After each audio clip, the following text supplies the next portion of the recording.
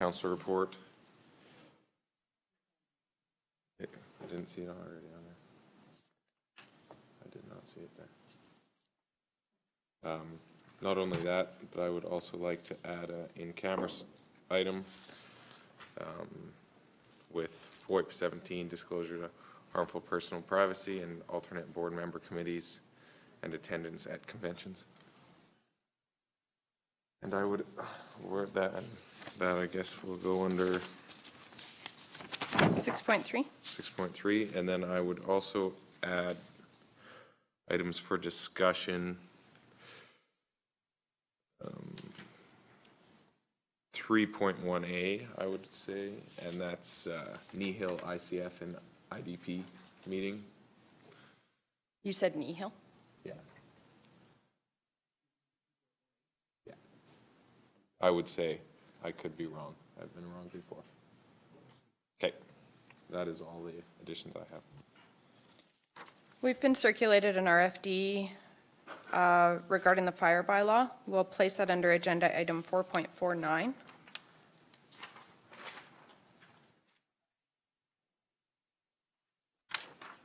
Does anybody else have any additions or changes? Oh, also, there's an RFD that's been circulated. I'll add that to my report for 4.1D2. It's just regarding a street closure for the CP Holiday train event in Gleason. Where does that go? We'll put it under 4.1D2.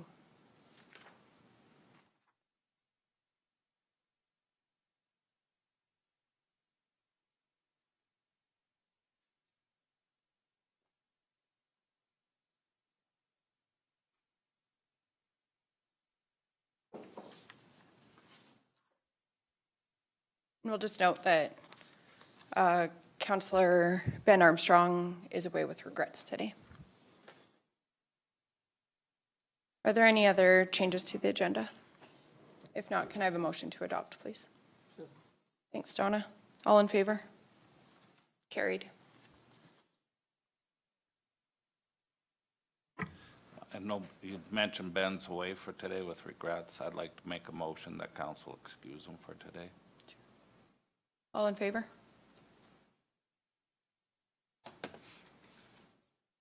The minutes of the October 29th, 2018 organizational meeting were circulated.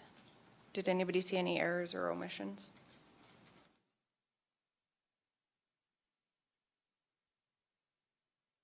If not, can we have a motion to approve? Thanks, Tom. All in favor? The minutes of the November 6, 2018 regular council meeting.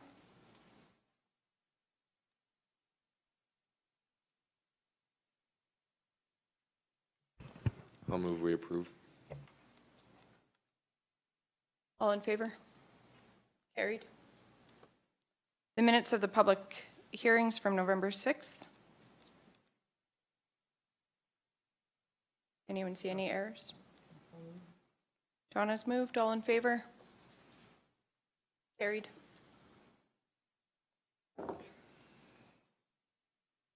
We have an RFD for bylaw 2018-26.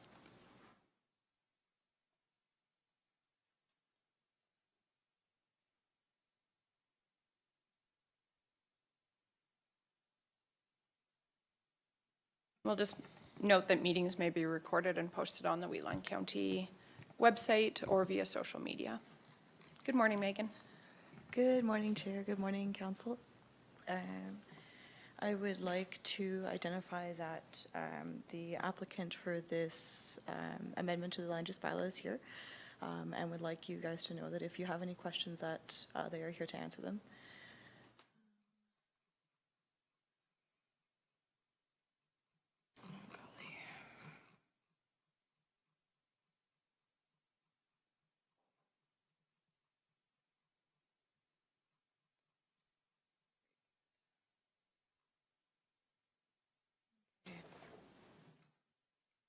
So this RFD is the first reading for bylaw 2018-26 to amend the land use bylaw 2016-01 to allow for restaurants as a discretionary use inside the industrial general district.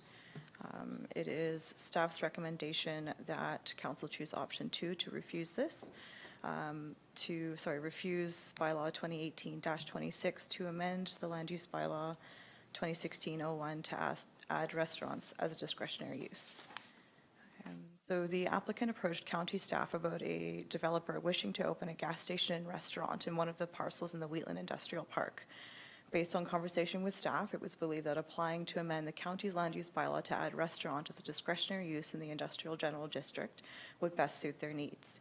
After reviewing the West Highway 1 area structure plan, staff has found that the ASP does not support commercial development, nor does the proposal align with the document's proposed purpose and intent.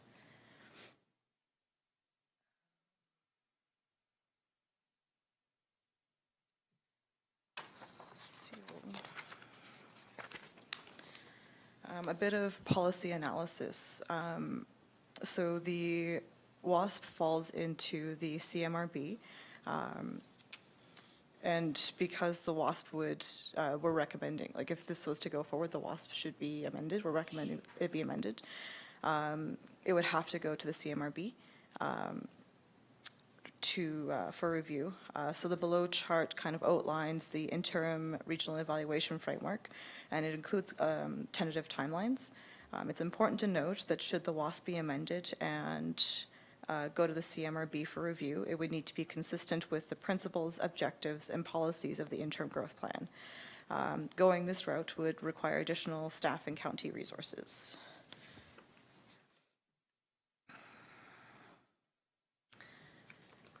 The goals and policies for economic development in the RGMS speak to developing commercial and industrial development in a way that is beneficial to the community and providing a good supply of properly located industrial and commercial land within the county.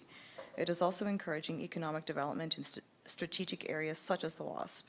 In the community development section, one of the policies speaks to promoting cluster development of business, industrial, in designated areas, and identify the West Highway 1 corridor as an example. Though the RGMS doesn't specifically speak to mixing industrial, business industrial, and commercial uses, the majority of the policies and objectives in relation to these uses reference all three. In the municipal development plan, it speaks to managing growth, stating developments should take into consideration the suitability of the land and the compatibility with the future and existing land use. It states the WASP was developed to focus commercial and industrial development, subject to site-specific suitability.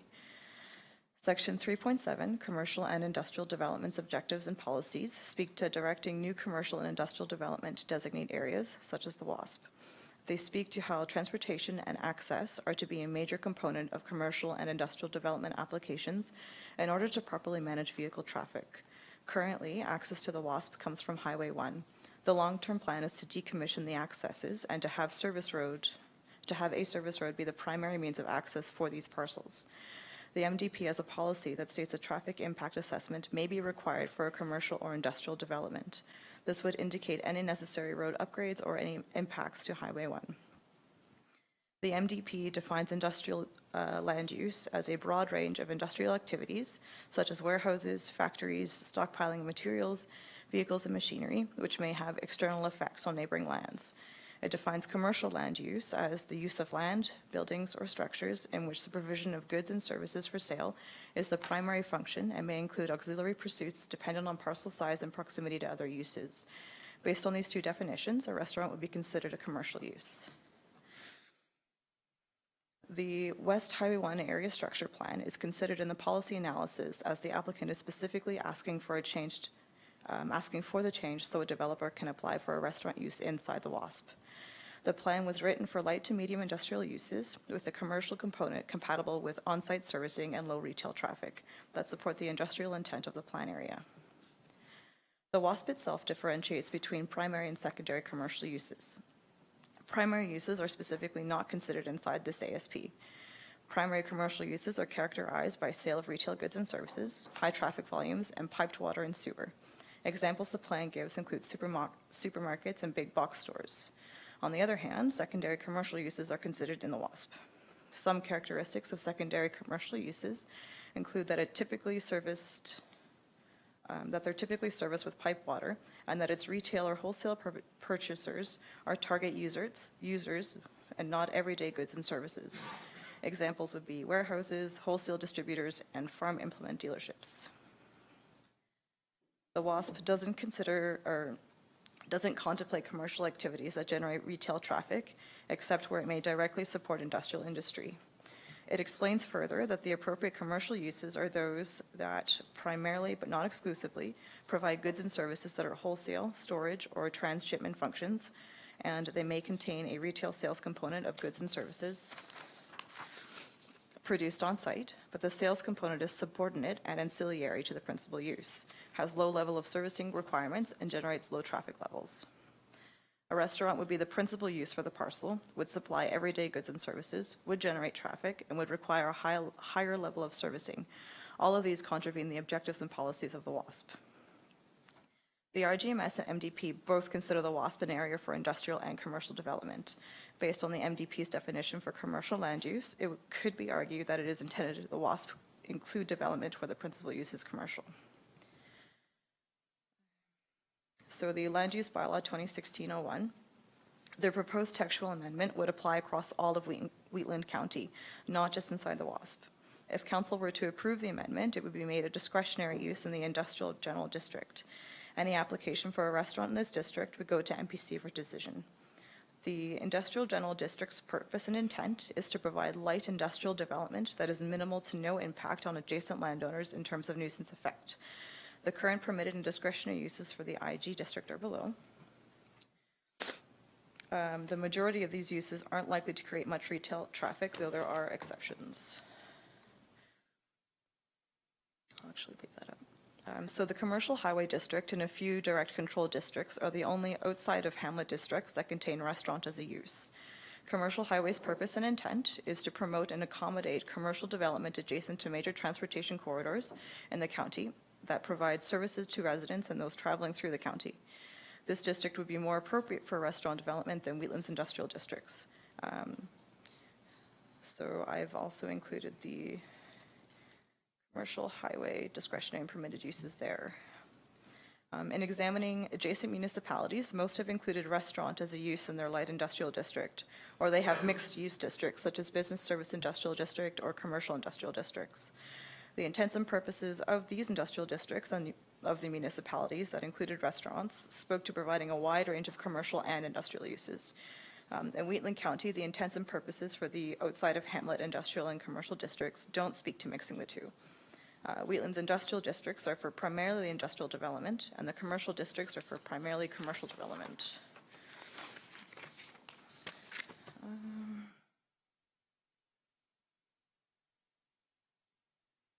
There were a few comments or concerns from those we circulated.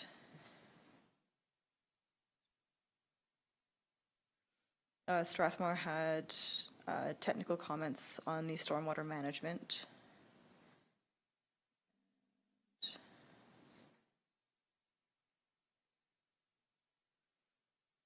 Another one of their comments was about adding more commercial uses to the IG district tends to shift it more towards a highway commercial district.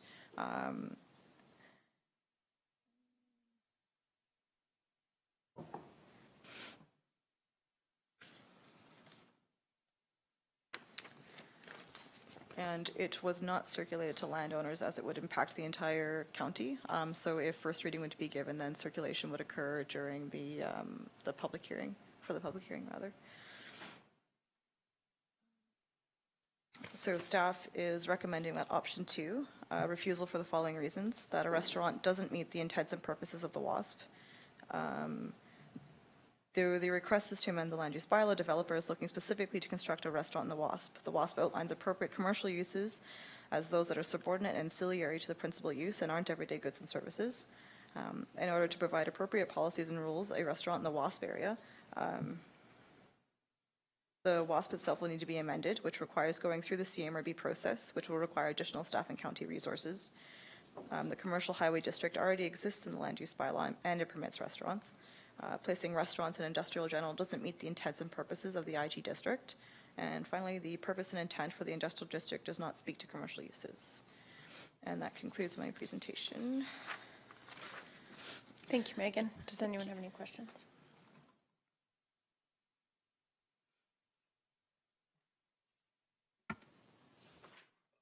Discussion?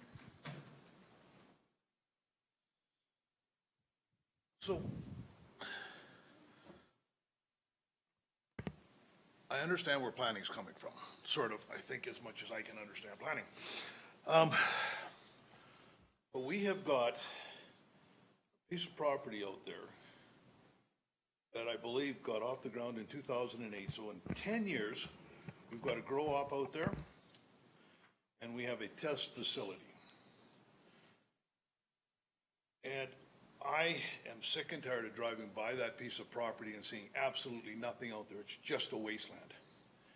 Now, we've got an opportunity here to do something that is slightly outside what is maybe what the intent of what we're going to do here.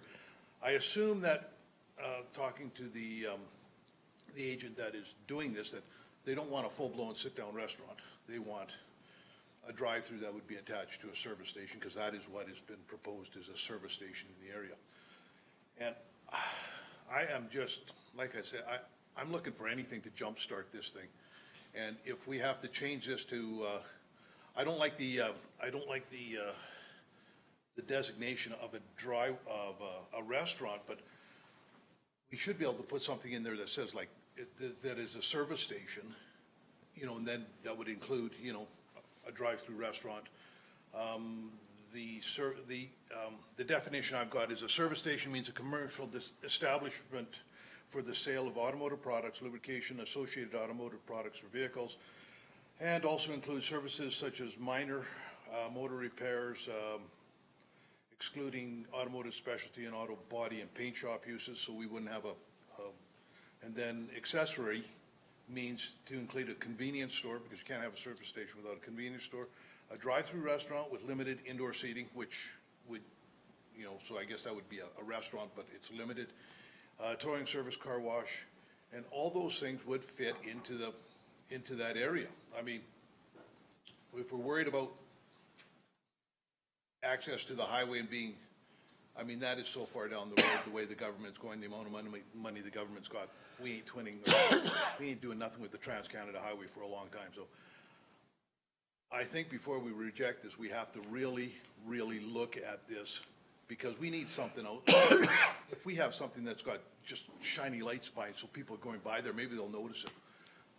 So I'm thinking that I may be offering an option along option 3, that we change the, not put a restaurant in our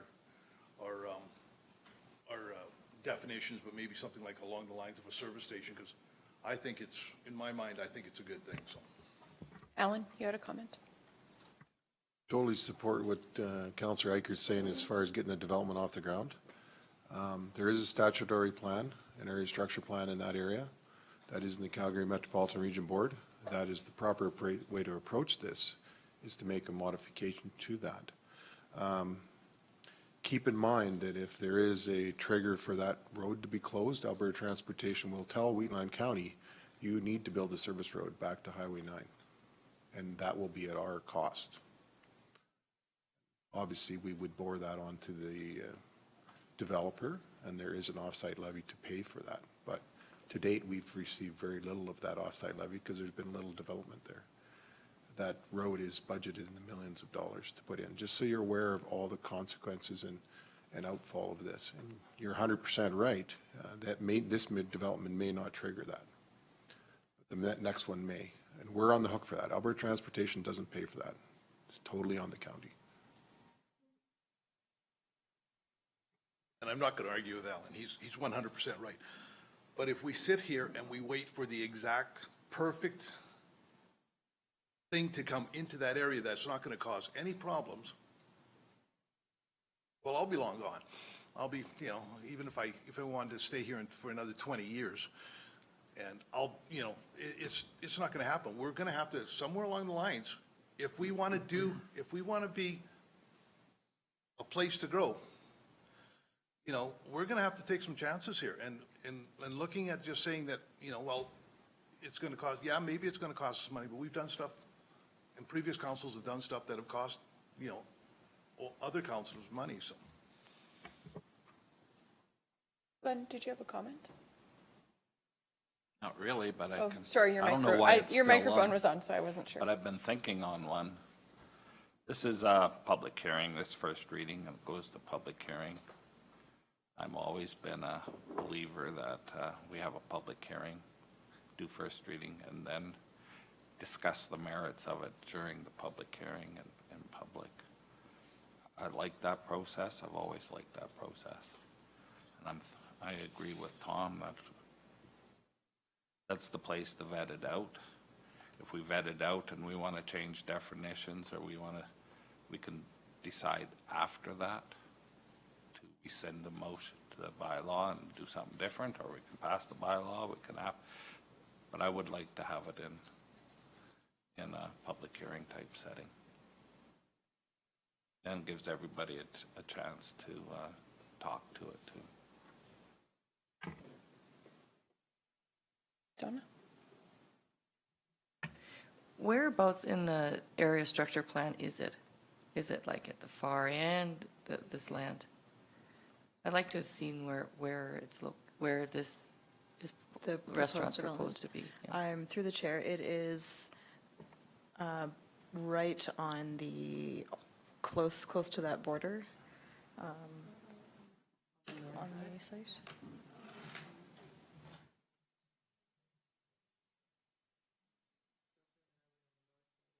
At the west end of the structure plan, right? We just have to keep in mind that we're not looking for a development permit process for this. We're looking at an amendment, so it would apply to any restaurant. This would apply to any industrial area in Wheatland County. So there is one right across the road. So that would permit them to put in it's a discretionary, right? So they could put in a restaurant across the road. They could put one in Goldfinch, perhaps, if it's in the ASP. I think the reason that administration is recommending refusal is because typically you would make an amendment to the area structure plan rather than a land use bylaw. Area structure plan is a statutory document. It sits higher than a land use bylaw in our documents. And in any event, even if council were to grant this in all IGs, all industrial areas, the area structure plan for Wheatland Industrial will need to be modified, and it'll have to go to the CMRB. You cannot circumvent that process. So sorry, does this, because there is a highway commercial in the Goldfinch, is that because of the timing that it's okay, or? But that's a highway commercial. This is an industrial. This has all been, the area structure plan is only designated as industrial at this point. So if we go, Alan, if we go ahead and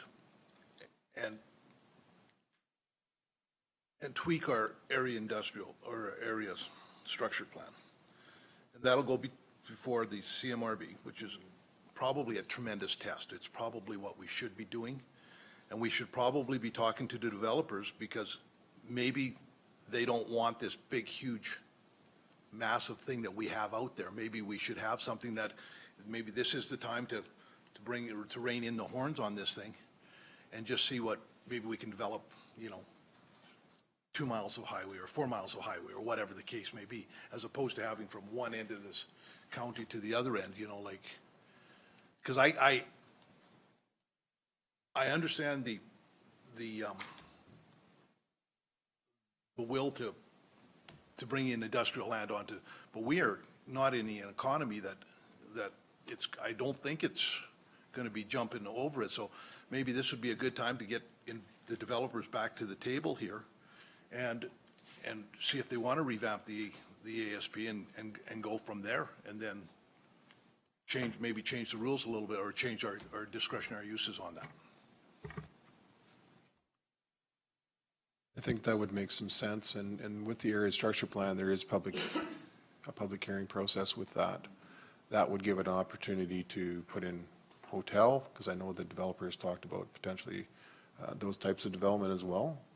And specifically in this area, it is Highway 1, so it does have that potential, correct? So that may be a better process to follow than amending our land use bylaw and affecting all the, because we'll have to bring back the information on what all the IGs that are affected by this, And I'm not saying it's a bad thing. I'm just saying you need to understand all the ramifications on this.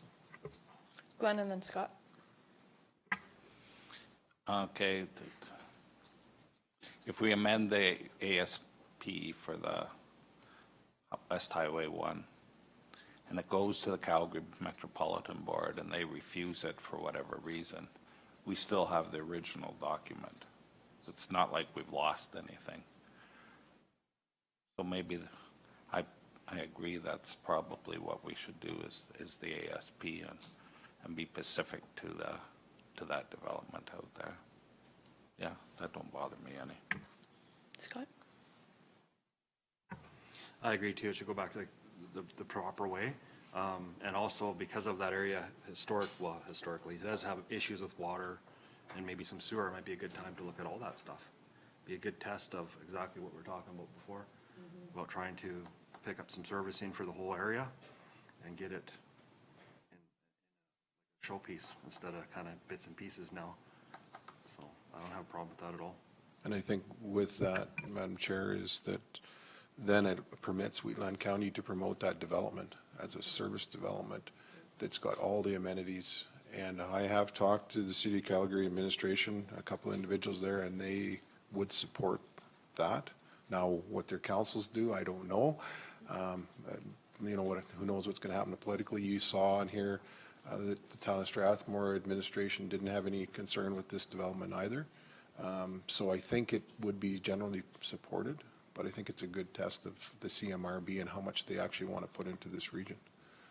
And I was going to include it as part of my report, but it might be a good time to bring it up now, is that I have had some conversations with mayors and reeves of area municipalities like on a sub-regional level, and we're planning a meeting between Chestermere, Strathmore, and Rocky View mayors and reeves. And so I wanted to get some direction from council on where we wanted to go. One of the topics that I said I would like to bring up is the servicing of our industrial area there. And it was certainly something that those parties were willing to discuss, and maybe Calgary needs to be involved as well. But they understood why we were looking for that servicing and how important it is to that industrial zone. So, but there could be obviously a price tag for that as well. I realize we have some offsite levies that could help with that, but I agree with Tom, we need to do something in that area. I think it won't necessarily happen right now with the way the economy is and that type of thing. But if we can have that ready for when development starts to pick up, I think it will be a key area. But I do need some council direction in terms of if we'd be willing to invest in some infrastructure for long-term development in that area. Based on the economic development plan, that was one of the really key things that was highlighted in there as well, is that we need some developer-ready land, and we do not have that.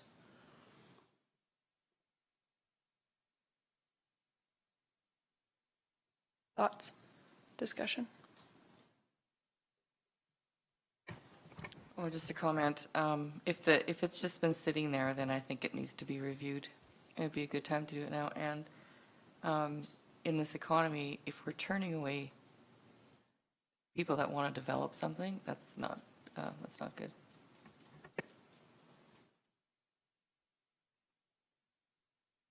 Scott? I'm not really sure how to, what kind of motion we need to make this go forward, if we have to refer to the CMRB or what. Alan, what would we need? A motion? Yeah. Well, I think there is a motion in front of you, so you need to probably deal with that one first. And then I think the follow-up to that would be direct administration to work with the developer in putting revisions to the area structure plan forward to this council. Probably go to first reading to council, and then we would maybe a public hearing, and then go to the CMRB. Meantime, we can rally support, and it'll be a good test to see how much the CRB is actually going to do for Wheatland County and East Calgary. Because if this is the only development that's going on, and you look at the housing stats and the commercial stats that are going on in the region, I don't see any reason why they can't support this or wouldn't support this. So, I think the key, and I know the developer has a representative here that I think that maybe council wants to hear from, but I think the key for them is they want to see this thing move forward, and it's going to take some time to go through the area structure plan. So it's just a matter of how long we can speed up that process as fast as we can, right? So. If it's council's wishes, I wouldn't mind listening, just, I'd like to ask a couple of questions of Steve, who's the agent for this proposal. And if you guys are agreeable, I'd ask him to come up. Please. If you can just come to this mic and state your name and maybe what company you're working with. And just a note that our meetings are recorded and may go on YouTube. Good morning, Reeve Council. Thanks for the opportunity. My name's Steve Grandy, and I am an associate broker at Remax Complete Commercial and the president of Teradyne Development Consultants. I've worked this area for a number of years on and off, and like you say, it is a troublesome area. The vast majority of interest in this strip right now is from marijuana growers, and as much as I want to sell parcels, I find that troublesome for the long-term health of that park. I think you need different kinds of business in there to make it sustainable. This is the second service station operator that we have been in discussion with. We've had an offer from a Petrocan operator previously. This is a Shell operator. They've given us a letter of intent, but both of them say that they want quick service restaurants, is the new industry term for drive-throughs. So essentially, a Burger King, a Wendy's, a Freshie, things like that. We were, excited when we began the discussions with the Shell operator because we thought it does give that presence on the highway. I was involved in the sale of the properties just on the west side of number 9, and that helped because you get some elevation on the highway and it just doesn't seem so long. I mean, it's only 13 minutes from Stony Trail to the entrance of this park, and it's just an incredible task to convince people in Calgary that it's really not that far. So the idea of having something with a commercial name as a presence right at the entrance to the park, we thought was going to be able to help us move it forward. We've done some work on rebooting the park, so we've come up with a new name for it and a new approach, looking at trying to get into small startup industries, trying to do whatever we can to help the startups get up off the ground, who need just a little bit more land. So we're pretty excited about it. When we approached Angie and Colton in June, our first suggestion was that we modify the ASP. And the recommendation was, no, stay away from the ASP, stay as far away from it as you can right now, because the CMRB thing had not yet even been finalized at that point. And so the suggestion was, well, let's see if we can't just add restaurant into the land use district, and then we don't mess with the ASP and we don't mess with the CMRB. And so we stepped back and we're hoping for some kind of outcome so that we could give this gas station operator the go-ahead to file for a development permit. Anyone have any questions? I'm just, your feel for we delay this, we have no idea if we go into this thing the proper way, which is to revamp the ASP. This could take, it shouldn't take a lot of time because we've got the ground rules down. How long it should take and all this kind of stuff. It should basically be 5 weeks from the time we file, theoretically. But there needs to be a review of the area structure plan. That's what's going to take the time. That's going to take a few months to probably get through that. But we can certainly work with the developer to make sure that the area structure plan meets their future needs. There's going to have to be public meetings, those types of things, right? That takes time. Do we have the resources at this time in the county? We do not internally, and we have not had since Wheatland County's been here. We rely on consultants to do that. So we would work with the developer's consultant or our consultant, and we would revamp that. All of our IDPs are being done by consultants. They were not being done by staff. So we have access to those resources, yes.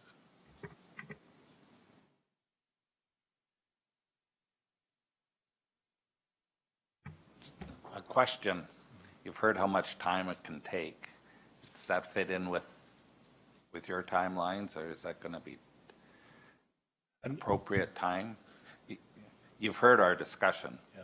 And you know what we're up against. Yes. And we would like to, not only this development, but future ones too. And if we do a better job of our area structure plan, it would expedite anything after it's done, right? So would them timelines fit in with this present development, or can they wait that long, or? Through the chair, I suspect that we would lose this operator if we weren't able to go ahead with this. I mean, it wouldn't be the end of the world. I mean, ideally, we would love to see both happen concurrently. We'd love to see the ASP addressed and perhaps even, you know, carved up into maybe 3 ASPs rather than one really long skinny one. It would give the, I don't know, the flexibility, I suppose, or the ability to do something different along the highway. But I suspect that, I mean, this operator right now is getting pretty antsy. You know, the operator's looking for a space somewhere along the corridor, and if we can't give it to him, you know, I suspect maybe he'll be looking at Chestermere.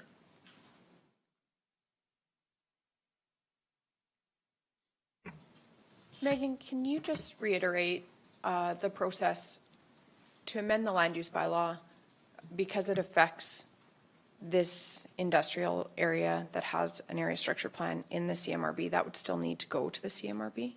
Can you just clarify that? Through the chair, if we were to amend the land use bylaw, no, it wouldn't have to go to the CMRB. However, because of how the West Highway 1 area structure plan is written, if a development proposal were to come in for a restaurant inside the WASP, staff would still have to recommend refusal because it contravenes the ASP.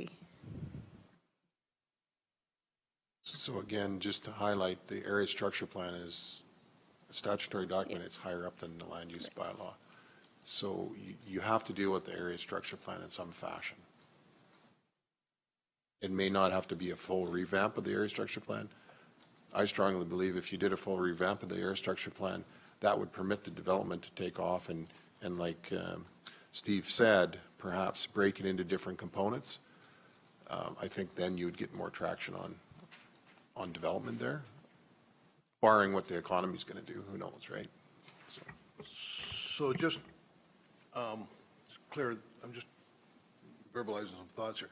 So if we were to allow restaurants in this area structure plan, but down the road or immediately, but and rejig the ASP, can we work? I guess we should be allowed to do that, right? Because we're I mean, it's not the ideal way to do it, I understand. But there again, I just want to see something done. And I'm to the point where even if it's wrong, maybe I'm willing to take the chance. And that's probably a horrible way to look at things, but it's been 10 years, so. Jason? Yeah, I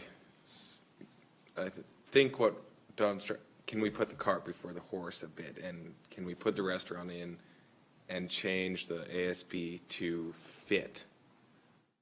No? You know what? I don't like it. The area structure plan does not currently permit that. So my suggestion would be make that modification, take it to the Calgary Metropolitan Region Board, if that's what you want to do. And then meanwhile, we can work on the full-blown revision of the area structure plan. So we can maybe expedite that a little bit. But to approve it in the land use bylaw and still knowing that we have to revise the area structure plan, it's just going to slow the process down, right?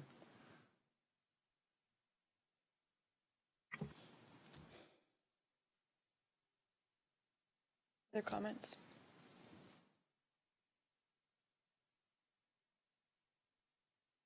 The current area structure plan does permit service stations.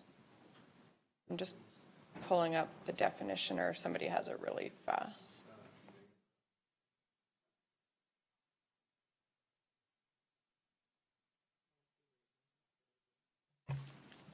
If I may, I know we've approved developments that don't always fit in with the land use bylaw.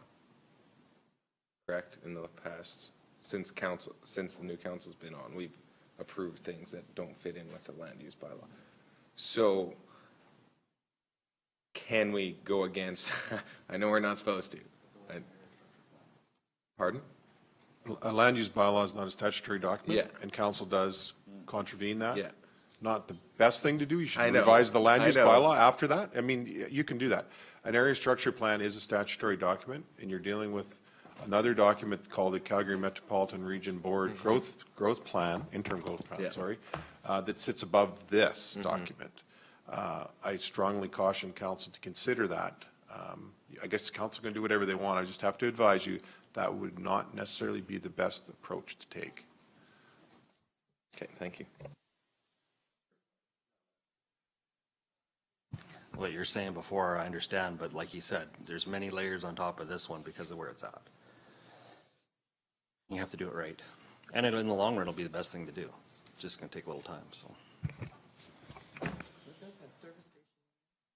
So, Megan, can you clarify do we have a definition? Like, I've got a definition of service station.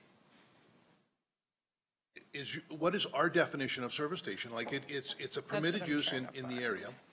So I just want to know, can we pull up our I definition think of they're service working station? on it.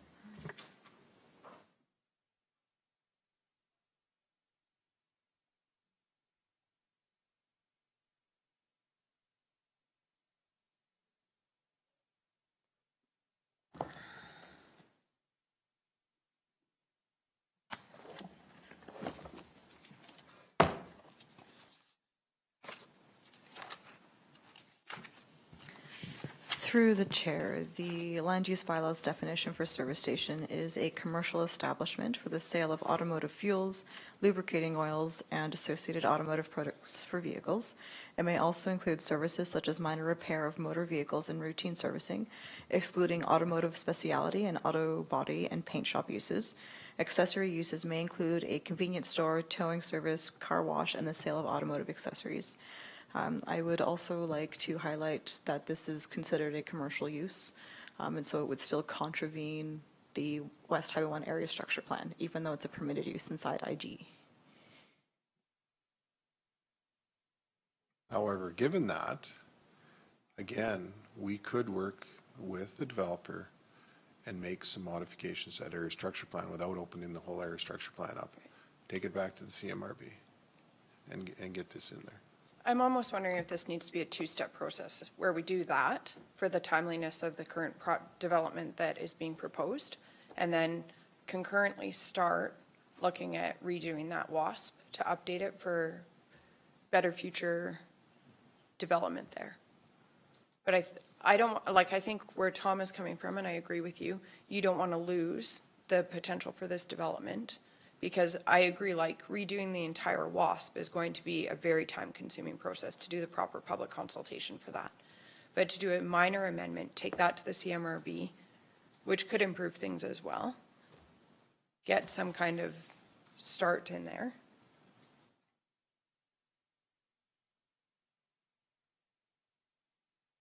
And I do think what we could also draw our attention to in the WASP is the fact that it does provide for secondary commercial use. Is that correct?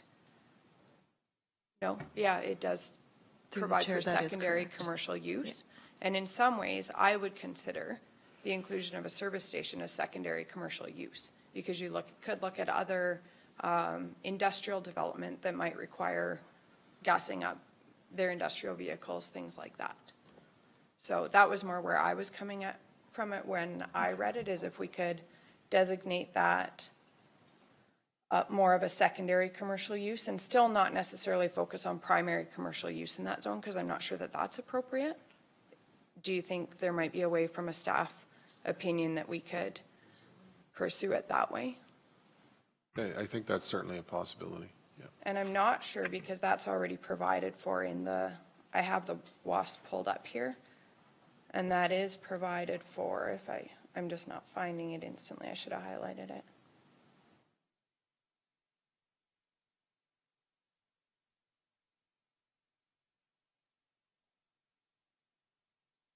Megan, do you know offhand where, in the actual WASP, where that's, in the area structure plan, sorry, where that's, For the definition, well, where the secondary commercial use is referenced? Through the chair, it's one of the last pages.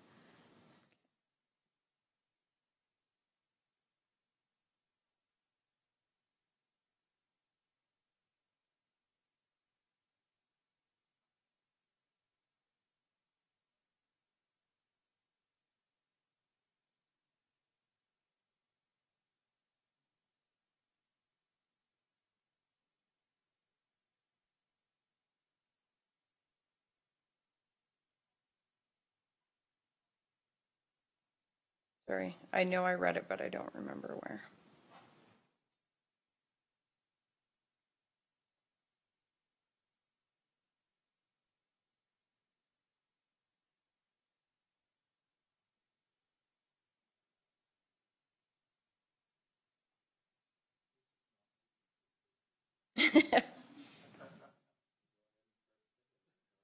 Now, we could defer this until after lunch, and it would give everybody a chance to just actually look at the, no? Okay.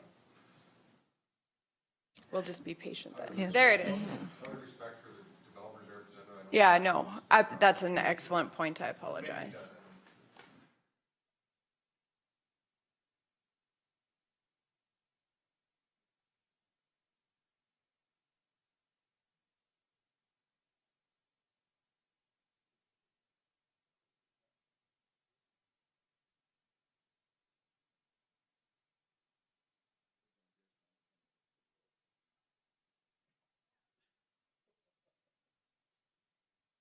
So I don't know what council's feelings on a service station being considered secondary commercial.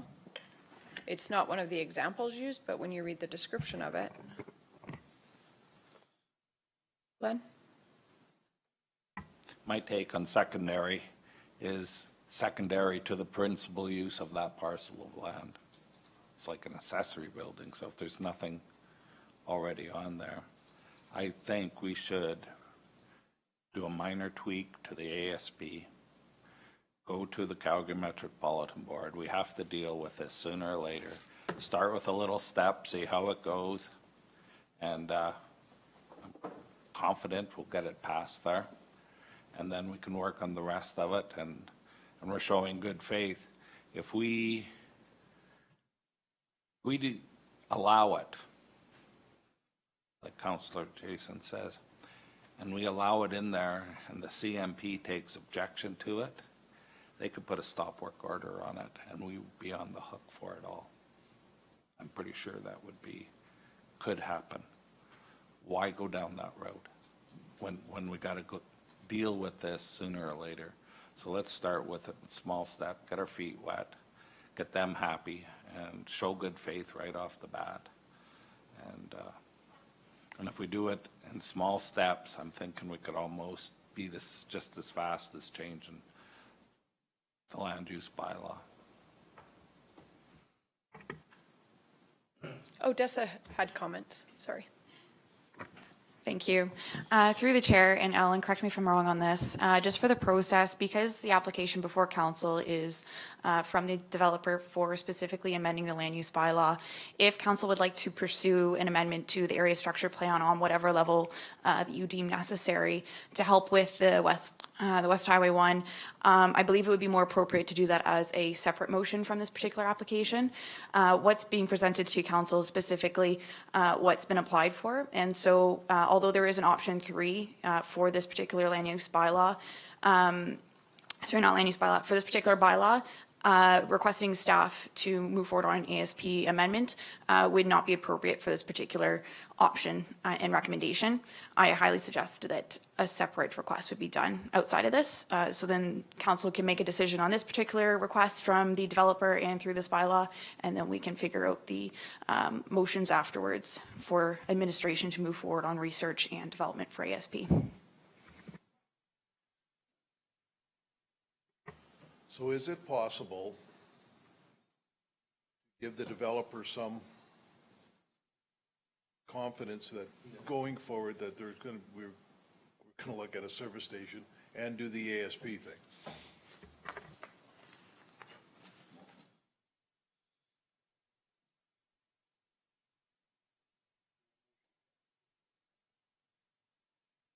So let's do a motion to deal with the RFD before us for bylaw 2018-26. I'll move that bylaw 2018-26 be refused. Discussion.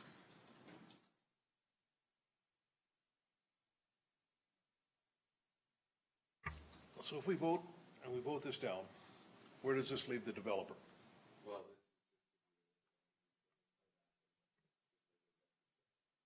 Just as Odessa said, then we talk about the options following that, then, because this is a totally separate motion than dealing with the ASP and dealing with the Calgary Metropolitan Board. Where does that leave the developer? That can be addressed in the next motion. So would planning be prepared today to present us with an option for an area structure plan amendment? Or would that need to come back as a separate RFD? Yeah. The proper process is, there's a motion on the floor, deal with that one, and then let's discuss the next one, please. Excellent. Is there any further discussion regarding the motion to refuse bylaw 2018-26? I'll call the question. All in favor? Opposed? Motion carried. Council may wish to consider a direction to administration to bring back a revision to the West Highway 1 area structure plan in consultation with the developer. Simply that.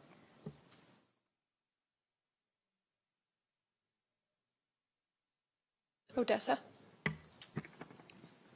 I might be speaking a little off, but I don't think it would be appropriate to, I think if we're going to go for an ASP amendment, it needs to be with the county's best interests. If council believes that they need to change the ASP, and I think administration would also agree it's a very old document, we should do this separately from the developer.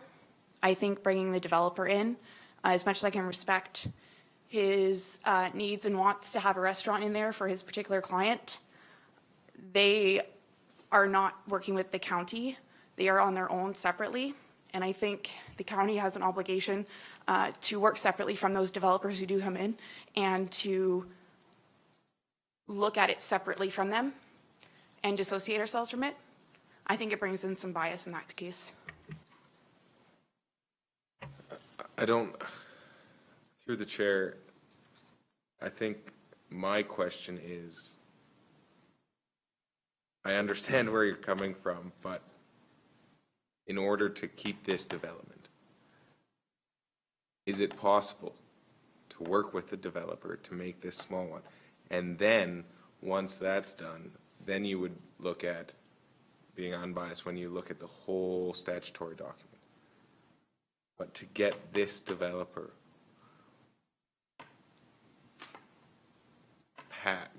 through the process as fast as possible, I think we need to work with them. Yeah, it's totally up to council. So Yeah. if you want us to work with the developer to bring something back, we can certainly do that.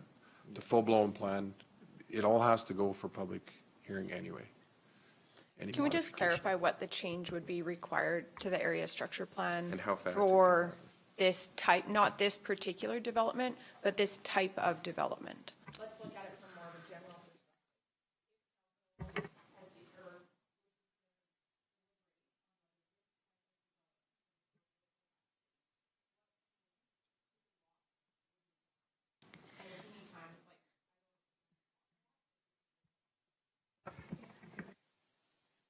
That's something I think we need to understand what the developer is actually asking, because they're bringing a restaurant today, but they're also talking about a hotel and other things. So to include all of that, in fairness to them, I think we want to include all of whatever they're looking at and bring that back for council's consideration, rather than piecemeal it at this time. That would be my thought, but.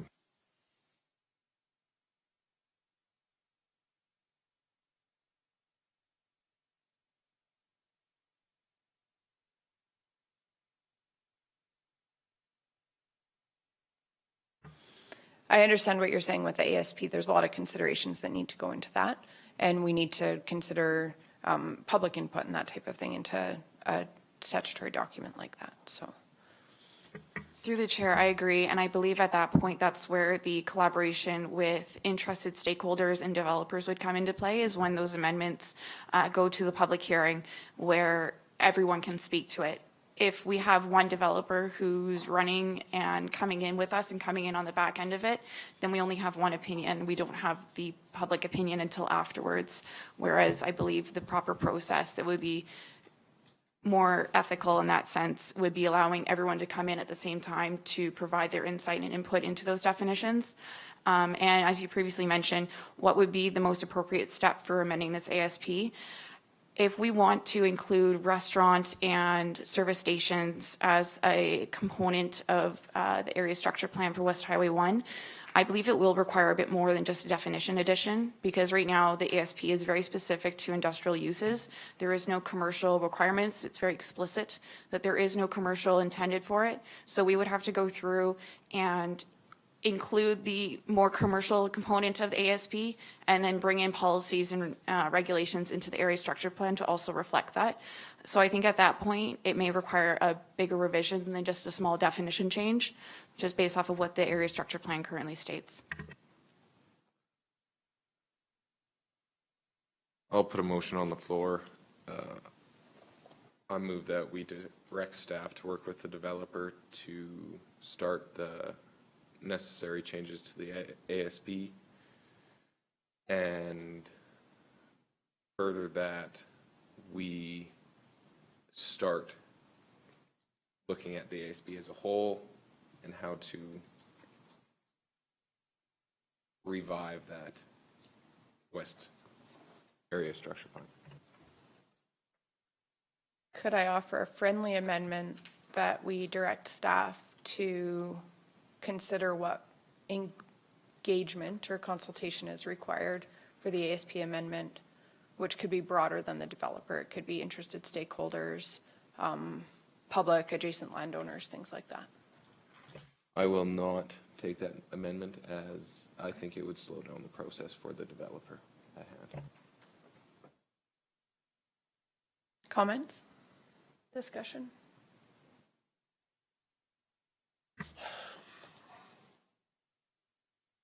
In a perfect world,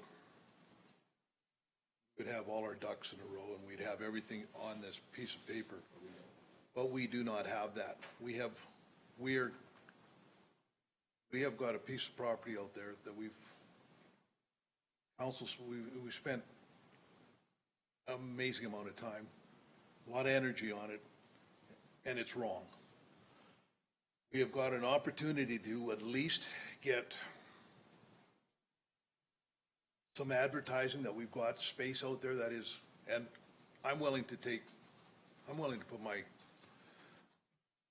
whatever chance it is to get this out here, so that I understand that working with the developer is not the best way to go at this, that we'd like to be able to be completely sanitized from that. But if there is any hope at all of getting some development in there, I'm all for taking that chance, because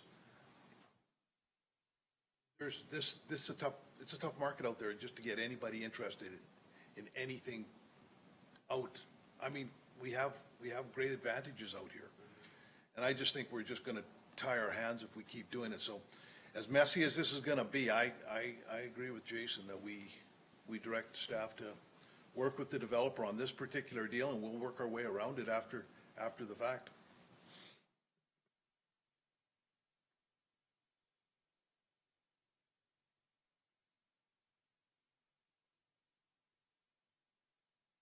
Any further discussion? Margaret?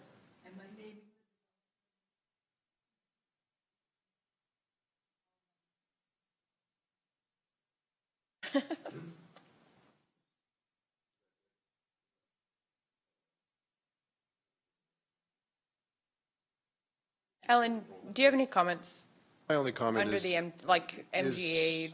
this is where ASP start. We talk to landowners about what they want to do. This is where Goldfinch started. Doesn't mean we recommend what the developer's recommending. We might bring it forward and refuse it, recommend refusal like we did with the land use bylaw. But we need to consider what the landowners, all the landowners in the area, and that'll be done through consultation. So in order to get it moving, we need to start somewhere. From a legal perspective, the motion is appropriate. As appropriate as any motion that council makes. And I totally respect what our staff are saying. It's not your typical process, perhaps, but in a way it is. Because we always consult with landowners. When we did the Rosebud area structure plan, that came from the landowner, right? That's where it starts typically. Okay. This one was, I think, generated by the county originally, this area structure plan. But it doesn't mean that we can't consult with, and they think the proper word is consult with the developer and consider what they have. And we'll bring back all the information, because if the TIA indicates that road's going to get closed, we'll bring you back to millions of dollars it's going to cost to build a service road back to Highway 9 so that you can consider that. And to clarify the process for an amendment to the ASP, there would be a public hearing as part of that process. So there would be There has to be a consultation. public hearing on the area structure plan because it's a statutory Right, plan. that was my understanding. What the Calgary Metropolitan Region Board does, I don't know. I don't think they're mandated to do a public hearing, the way I understand it, but no one's taken anything through the interim growth plan, so that's had something for this. It's not approved yet, as far as I know. I think another alternative would be to, if this bylaw has been refused, an alternative would be that the developer come in with a request to amend the area structure plan. That way, it separates the county from the developer, and it reduces significantly the conflict of interest that would occur if it was the other way around, where council requests staff to work with the developer, essentially to ensure that they get their development off the ground. I think there would be less conflict of interest. I believe, I recognize too that staff originally, previous staff here originally recommended that they don't pursue that because of the more complex process with the CMRB. But regardless of what steps are taken, the CMRB is going to get involved because the West Highway 1 is part of the CMRB area. So if you were to go against a refusal for an industrial, for a restaurant industrial general for a development permit, it would still probably go to the CMRB because then they would want to know why you went against your ASP. So I think ultimately we're going back to step one where revisions to the ASP are recommended. If council wants us to look at it, we can. If you do decide that we are to work with a developer, we will. But I think the conflict of interest is there, and the alternative would be to just have the developer come in with their own suggestions to the ASP themselves. That way they are working separately and using their own consultants to work on that. That's just my thoughts with regards to the conversation that's had. Just a point. Somewhere along the lines, we're going to have to take some responsibility for this. We have had a developer that went in here whenever and was told not to do whatever we're now suggesting that he do. And we've cost him 6 months of his life. And if it's a conflict, I'm willing to live with that. And if I lose my joyous part-time, full-time political career over this, so be it. We have thrown so many different things. I'm thinking that if we do it and we go with this amendment, at least it shows we're doing something, at least we're trying. Can I just hear the motion again? I just want to see the wording of it, that's all. Alan? I just say one thing. I think, and Steve, I guess, can speak for himself, but as the developer's representative had indicated that they were proposing to make a recommendation or a proposal to council in regards to revising the area structure plan. So it may already be somewhat in the works, and I think it may be after talking with the developer a week or so ago, because he indicated the same thing to me. And unfortunately, our staff had a different opinion. We can't circumvent CMRB. So,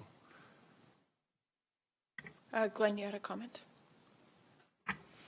The history of this area is long, and why it started, that's another topic, and we don't have to talk about it now.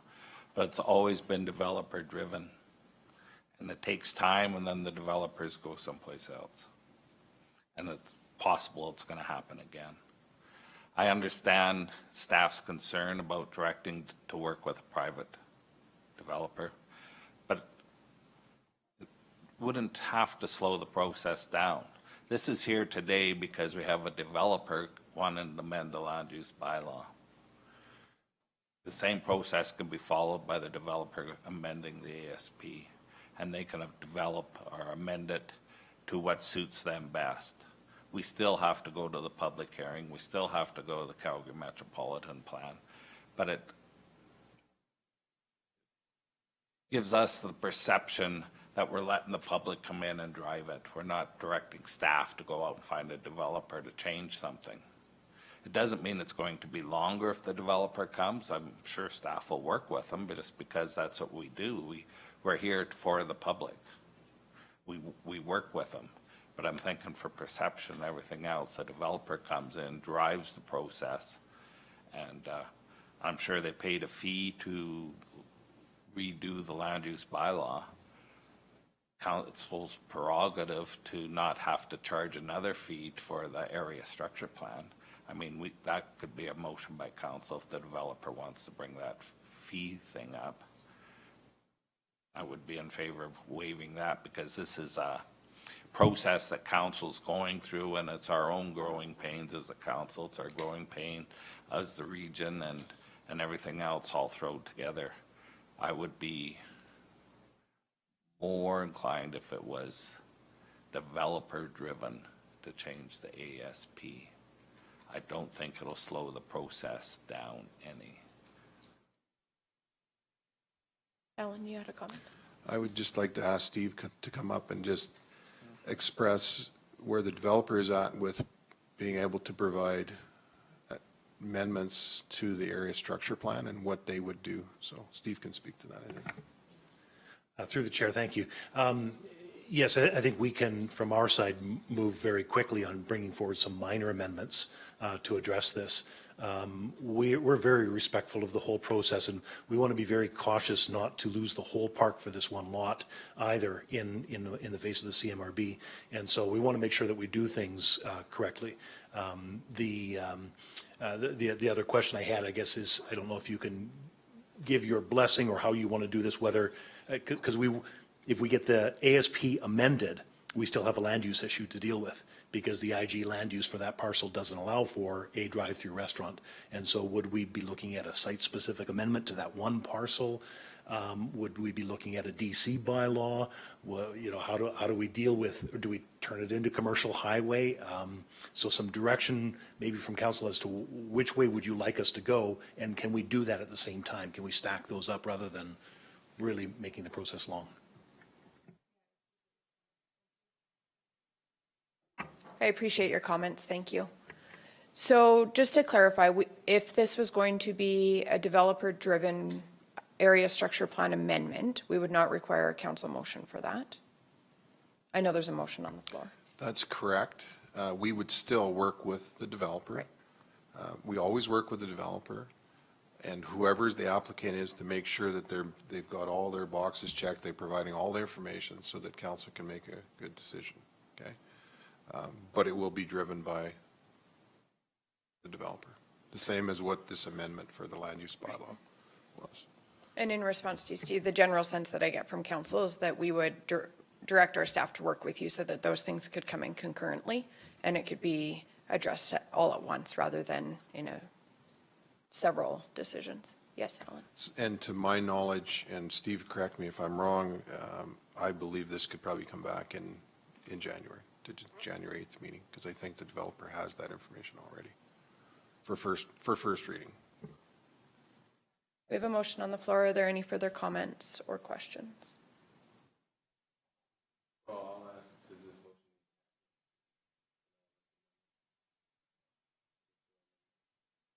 motion? We don't need to vote on that.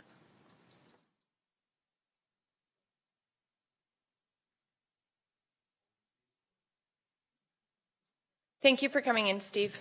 Thanks. Gotta go get that thing ready.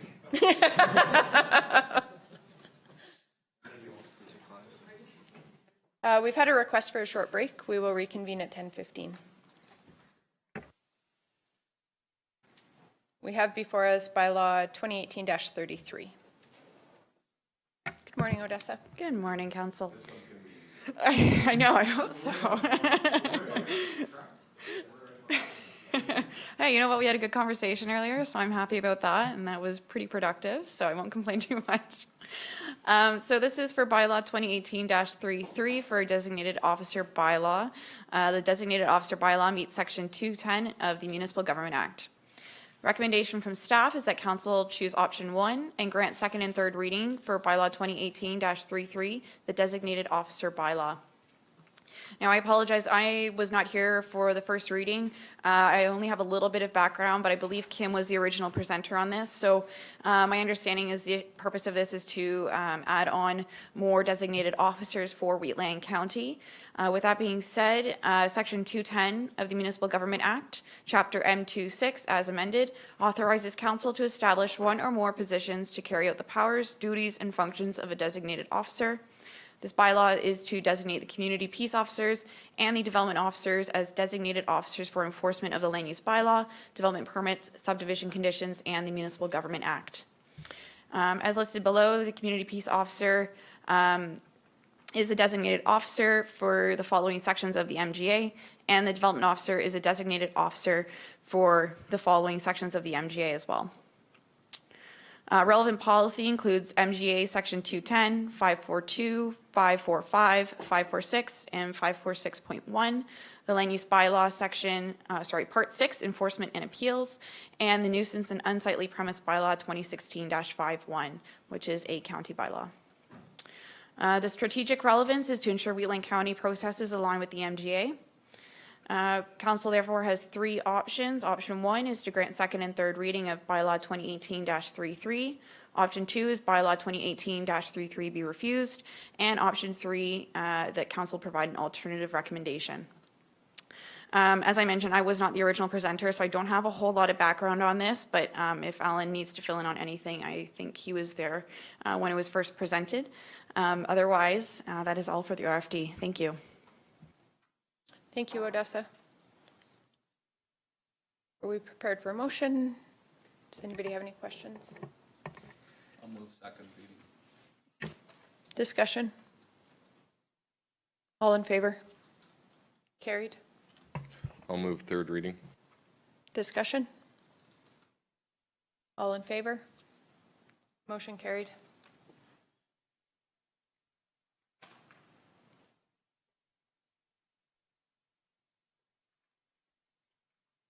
We have a committee terms of reference for the IDP between Wheatland County and MDF Foothills. So this is an RFD for council to approve the committee terms of reference for the intermunicipal development plan between Wheatland County and the MD of Foothills. Recommendation from staff is that council choose option 1 to approve the committee terms of reference, which are attached to this RFD. With that motion, the terms of reference would be approved and continuation of the development of the IDP would be done between county staff and the MD of Foothills. So right now, committee terms of reference, I believe, were approved at a meeting back in late October with several council members in attendance. Unfortunately, I was not there, so if any of the council members did have questions, I believe Alan and some of the other attending councillors here today can provide any background if required. Otherwise, the terms of reference are just meant to ensure the purpose, objectives, membership, governance, and roles and responsibilities of the committee members are outlined. And if council has any concerns about these, they can be amended. It would just have to go back to Foothills if there are any changes requested. Relevant policy includes the Municipal Government Act, Section 631, which mandates the municipalities that share common boundaries to adopt an intermunicipal development plan. Strategic relevance includes compliance with the MGA legislative requirements and the opportunity to collaborate with municipal neighbors, efficient service delivery, and collaborative land use planning. That being said, council does have 3 options. Option 1 is that council approve the committee terms of reference. Option 2, that council refuses the committee terms of reference. And option 3, that council approves an alternative recommendation. Thank you. Thank you, Odessa. And just a thank you to staff for all the work that you guys have been doing on all of these IDPs. I know a lot of them are being worked on and we appreciate it. Are we ready for a motion for the committee terms of reference? I move that council approve the terms of reference for the completion of the IDP for the MD of Foothills. Is there any discussion? Did anyone have any questions? All in favor? Carried.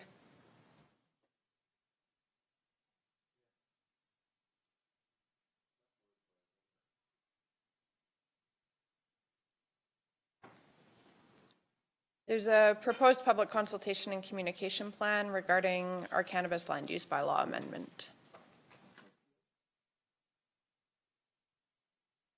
Good morning. This RFD for council is for the public engagement proposal for the county's cannabis land use bylaw amendment. So staff recommends that council choose option 1 to approve the public consultation and communications plan pertaining to the county's cannabis land use bylaw amendment. The key issues and concepts. So recreational cannabis is now legal in Canada and can be sold by licensed retailers. To address this change, the staff at Wheatland County are proposing updates to the Land Use Bylaw 2016-01. These proposed changes include new definitions, recommended districts for cannabis retail sales, and recommended setbacks for cannabis retail sales from sensitive uses. To better understand how county residents feel about cannabis retail sales and public consumption, county staff and B&A consultants are proposing to organize open houses in the communities that could potentially have cannabis retail stores. The proposed public consultation approach is to advertise and host open houses in the hamlet of Carsland, Gleason, Lyalta, and Rosebud. There will be a survey available online for the residents to fill out, as well as hard copy surveys available at all of the open houses. At the open houses, there will be maps that show the proposed setbacks and what locations a cannabis retail store could potentially go. There will be information boards with staff and consultants on hand to answer any questions. The relevant policies, practices, and legislation include the Cannabis Act, cannabis regulations, and the MGA. The strategic relevance is that it will comply with provincial and federal legislation for municipalities to educate the residents. It also provides an opportunity to understand the residents' concern, or lack thereof, for the location of cannabis retail stores. And then staff will take that feedback into consideration when the proposed amendments for cannabis retail stores are brought to council for consideration. Staff is proposing 3 options. That council approve the public consultation and communications plan. Option 2 is that council refuses the public consultation and communications plan. Option 3 is that council approves an alternate recommendation.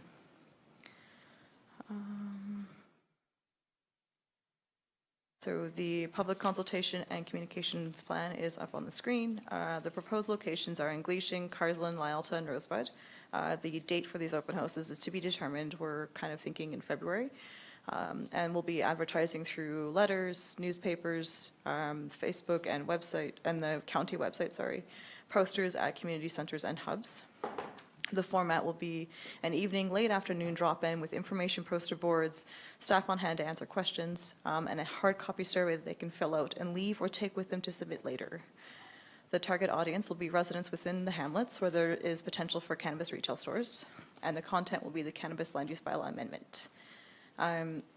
We'll also be looking for online feedback, so we'll create a web page on the county website, which will be aimed at educating the residents about recreational cannabis. The webpage will include the open house dates. The survey will be uploaded onto it, and there will be the option for them to input their email address should they wish to be informed of upcoming open houses, the survey results, and public hearings. The webpage will also include maps that they can download to show potential buffers and potential locations for cannabis retail stores, and a draft bylaw with email and feedback form for comment provision will also be uploaded. So the follow-up after the events will be a What We Heard report to council with the results of all the open houses, including revisions to the draft bylaw as needed based on feedback, and then we'll bring the draft bylaw to council for first reading and then public hearing, and that will be in probably the summer of 2019. And then I also attached the cannabis survey questions provided to us by B&A. And that is everything. Thank you. Does anybody have any questions or comments? No. Scott? Do you think we need to have that many in the thing, or should we just have one big one? Will there be that much interest, for one? For two, is there funding available, since it was a federal government mandate that we do this, so they should provide us funding for public consultation to inform their people? They're collecting money from it. Why isn't there funding to do this? Alan? To the best of my knowledge, there's no funding for this type of thing. There is some revenue sharing that's been talked about by the province of Alberta, and I'm not exactly up to speed on where that's at right now, so no, there's no funding for this. Tom? So is there, like, you're proposing putting on 4 open houses. That's a lot of work. I say just, I mean, the amount of, if I'm interested in firing up a cannabis store in one of the hamlets, I would be more than willing to drive to the county here and take part in the open house and see what I have to do that. I mean, we've got social media, all these questions are going to be online. It's just going to be, we're going to send our staff out to Carsland, and there's going to be 2 people there. And we're going to send our staff out to Lyalta, and there's going to be 4 people there, because there's less happening in Lyalta, and the television reception isn't as good. I think, what is does council think that this is going to do any, serve any purpose other than tax our staff? I had 3 comments, and they were based on kind of what I learned at the public engagement course that I took 2 weeks ago. One of them was, and I see what you're saying, because typically we don't get great turnout at public engagement. So one idea that I had noted is, I would actually like to see them in the hamlets, but what about looking at activities that are already happening in the hamlets that we could kind of integrate our open house into? So for example, in Gleason, you could have it during pond hockey night, or at the jam session. Honestly, something that's already happening within the community. We could look at other things in the Carsland, Lyalta, Rosebud. Even you could have it preceding maybe a community board meeting or something like that, where you already have some of your key stakeholders gathered, and then you would get better turnout, better information from our ratepayers. And as well, I really do see this as an opportunity to educate as well. So one thing I wanted to just see if you might consider adding is on page 78 of the council package. You speak to consumption around tobacco smoking, and I was wondering if you might be able to link to the Alberta Cannabis Framework, consuming cannabis information, because it outlines the rules around Albertans are allowed to consume cannabis in their homes and in some public spaces where smoking tobacco is allowed, but it's banned in vehicles. Municipalities have the power to create additional restrictions on public use, know your local rules. And then it talks about the provisions for not allowing, like in playgrounds, sports or playing fields, hospital properties, skateboard or bicycle parks, zoos, outdoor theaters. I just thought if we could integrate that into the survey, it's a way to educate as well as collect feedback if people see that as enough restriction on public consumption, or if they'd like to see further.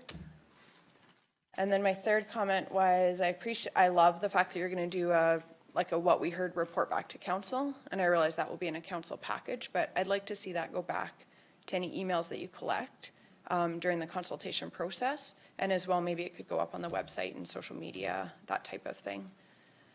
Because one of the, and I'll get to it during my report, but one of the key things I think is when we're doing consultation like this, people need to know what we're doing with that information and that we're actually using that as the basis of some of our decisions. So I realize that still makes it taxing on staff because it would still be in each hamlet. But I think one of the key things I heard is that people won't necessarily come out for public consultation, but if they're there, they will engage. So if we can find people where they're at and go to them instead of asking them to come to us, I think that's part of our responsibility when we're dealing with issues like this. Glenn? I think if there's issues out there and affects people, they come. That's always a given. I would be in favor of doing the survey and seeing what the results are, see what the interest is, and then proceed from there. I know in Rosebud about Marchish or April, we have a community meeting there. We have great turnouts there. We always get a really good turnout in Rosebud. We could integrate, have some discussion there. I don't know about the other places, but in my area, that would certainly work. And one other question, if we don't do anything with this cannabis thing, if we don't amend our land use bylaw, where is it? I mean, can people toke up wherever they want, or is there still rules or selling? I don't know what. There's that cannabis framework, like there's provincial legislation that limits where consumption can happen. And then we just have the liberty to, if we wanted to expand upon that.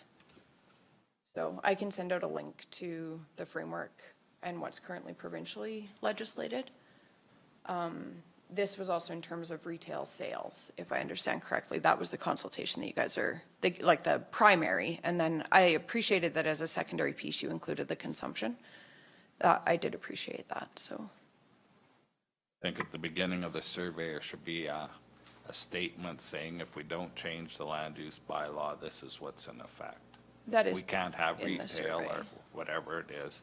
And if you complete the survey and then see what the results are then.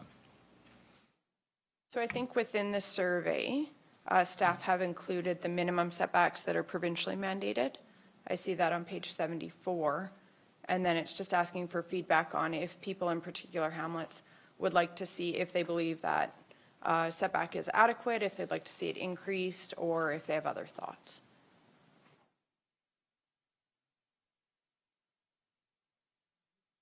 Yeah, Donna.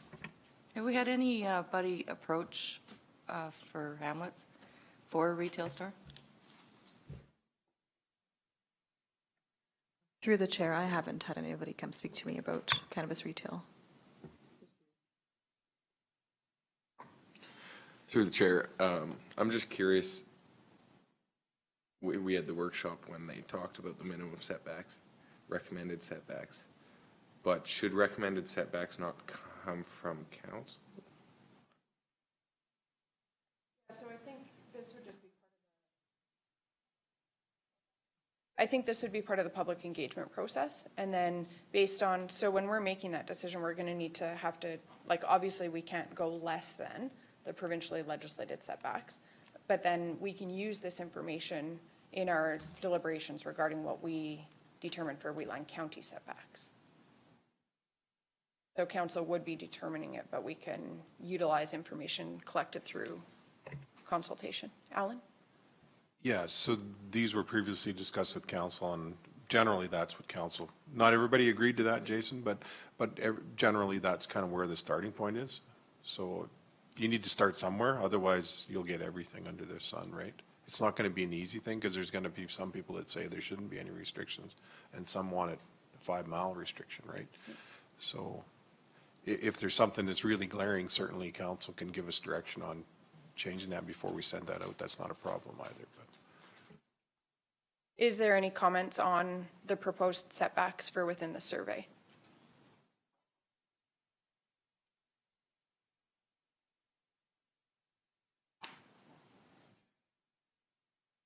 Just a comment that with the setbacks, there'll be only a certain area in Carsland Hamlet anyway, where it could be allowed anyway, with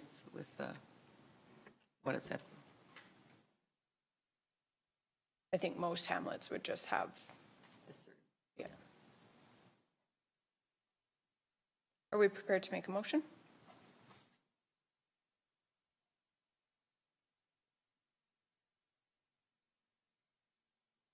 I move that staff prepare a survey to be launched across the county and bring the results back to council. So you don't want to include the public consultation and communication plan that was presented? I'm hearing that we don't want to have a whole bunch of public hearings or public open houses. I'm thinking if we have our survey done and we take that information, then we can further decide if we're going to have an open house. That's the intent of my motion. Tom? My main concern about having the open houses is not having anybody there. If as Reeve Link has said, that we tie it in, we tie it into existing things, and then that, you know, as long as there's people there, like, you know, that's fine with me, so. That was where my concern was, that I just don't wanna, I hate people wasting time. So, Fruit trees. Madam Chairman, we can certainly piggyback it back as best we can. Right. Like Deputy Reeve Kester had indicated, that we can certainly do it for the Rosebud. The pond hockey, might be some challenges with that, because I don't know how many of those people are local. But I guess we can Or certainly. like Jason said, we we could look at all the activities that are happening in the calendar, So and if it could be another event. the area councilors for these areas, for Lyalta, Rosebud, and that could let me know what events are coming up in the next 2 months, then we can see which ones will work for our schedule for our staff. I think that would work best. So we'll try to endeavor as best we can to piggyback on another event. It makes total sense to me. But we'll need some information from the area councilors on which events you think would be appropriate. So, okay. Otherwise, we can certainly fulfill that. So. So we have a motion on the floor. I would include that in the motion. So would you consider the motion on the RFD that we approve this public consultation and communication plan that was presented? Page 69. So you would amend your motion to that? Okay. Any further discussion? Another thing I'll just highlight as well is we did talk about at our AGM, because it doesn't sound like there's a tight timeline for this necessarily. We have our AGM in April. Would that be too late? Because it was planned in Lyalta. That might be as one of them, but is that too late?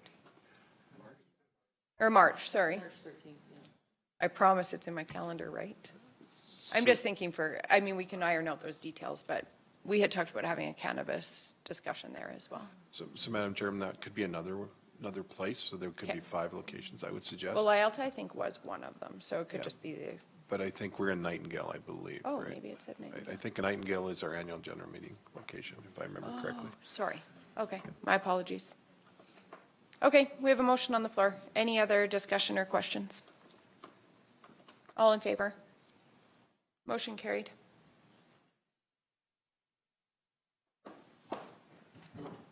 We have an RFD to postpone the public hearing for bylaw 2018-36. Madam Chairman, and just in the essence of time, I guess the reason why we're recommending postponement at this time is because the interim growth plan has not been approved. So again, we don't want to put the cart before the horse. We may get an announcement from the minister this week, and if we do, we may proceed forward on that. So simply that's what the next 2 motions are, because we don't have the interim growth plan, and IREF has not been approved by the minister. So I'm not sure if that gives enough information for council to consider these 2 motions. But. Any questions? Did you have further you wanted to present, Odessa? All right, so I have bylaw 2018-36, which is to postpone the public hearing set for February 5th to amend the land use bylaw to insert the Calgary Metropolitan Regional Interim Growth Plan and the Calgary Metropolitan Interim Regional Evaluation Framework, along with maps showing the affected areas within the county. As Alan previously stated, the reason being that the minister has not given final approval for this particular interim plan. Therefore, staff want to wait until it has been formally passed. That way we can proceed with it according to the past document and have the most up-to-date information within our documents here. With that being said, recommendation from staff is that council choose option 1 and postpone the public hearing set for February 5th for bylaw 2018-36 to include the aforementioned documents within our land use bylaw. So option 1, to postpone the public hearing. Otherwise, council does have three options. Option 1, to postpone the public hearing of bylaw 2018-36 until the plans have been approved by the minister. Option 2 is that council refuse bylaw 2018-36, and option 3 is that council approve an alternative recommendation. Thank you. I'll move option 1. Questions or comments?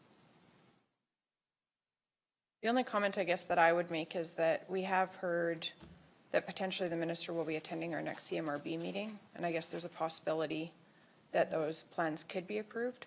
From a timing perspective, could we defer this motion to our next, I'm just thinking so we don't postpone it, or is it better to postpone? In all due respect, Madam Chair, if this gets approved, Councillor Wilson's motion gets approved, if the minister gives approval on that and states that on Thursday, we would just proceed ahead, and if we can do it in February, we'll continue to do it in February. We just don't want to be, if we wait till the next meeting, then we're really running tight on timelines, because we For have to advertise notification. for a minimum of 2 weeks and all that kind of stuff, so. Okay. Okay. Any other questions? All in favor? Motion's carried. We have an RFD for the same issue for bylaw 2018-40. I'll move option 1. Any questions or discussion? All in favor? Motion's carried.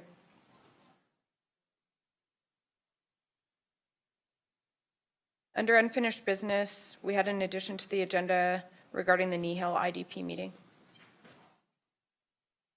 I just was talking to Alan, and we have not continued to work on setting up the meeting, I believe, in Rosebud. It never got carried out. Is that correct, Alan? Yeah, I talked to the Nihil CAO in Edmonton, and there was nothing set up either side. So I'll let you continue on, but no, there's nothing been set up. So further that, I'll go back to the original RFD on, I don't believe that I don't think it's necessary to have 2 meetings for the ICFs and IDPs. And I believe the purpose of those are for collaboration. And by putting it in Rosebud, I don't believe we were showing a lot of collaboration. I think it should be in Carbon, as Nihil staff will not attend the event in Rosebud, and I don't believe that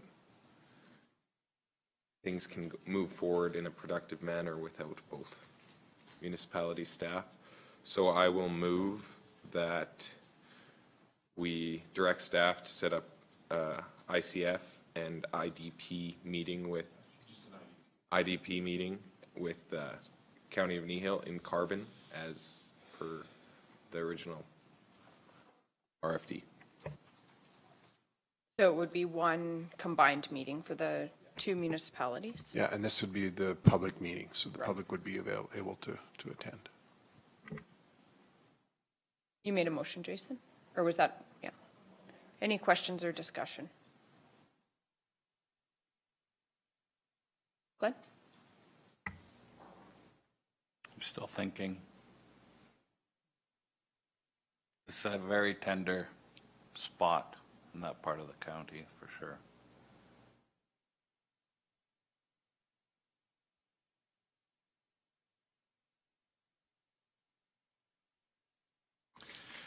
Well, I understand if, could the county prepare information letter to send out to the residents of the county on why we're not having a meeting in Rosebud because staff will not attend from Nihil, and informing them of the time and place of the meeting? I think that would be appropriate. I don't know. I think there would be a notice going out to your residents in the affected area, the mile. Yeah, because of the intermunicipal development plan, Yeah. we need to notify everybody on that. Exactly. So whatever I that think is, those mile or affected 2 miles. residents will be noticed. They'll be notified of the meeting. And if it's such a pressing issue, they will drive to Carbon to talk about that issue at hand. Wasn't told that the staff wouldn't attend from Nihil. I was told the councillors from Nihil would not attend, and that's what we certainly need at the IDP meeting, so that they can hear from the residents. I'm just wondering in the terms of neutrality, if we shouldn't do Drumheller? Then there's, hey? I think the Wayne Bar needs to be. Yeah, something neutral territory, and in the interest of, then nobody's feeling they're going somewhere else. I don't think the ratepayers in that area are adverse. They made numerous trips to Carbon already on issues. And notification would take, I guess, what farm?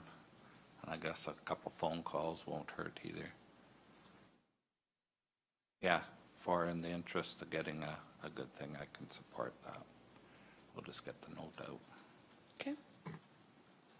Any other questions or comments? I'll call the question. All in favor? Motion carried.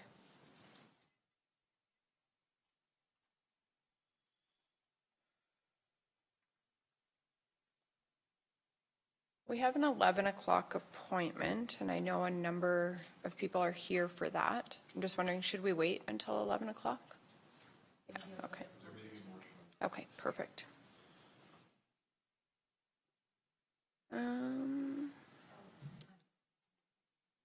Yeah, we can do some reports. We can start with my report. It's included in the council package.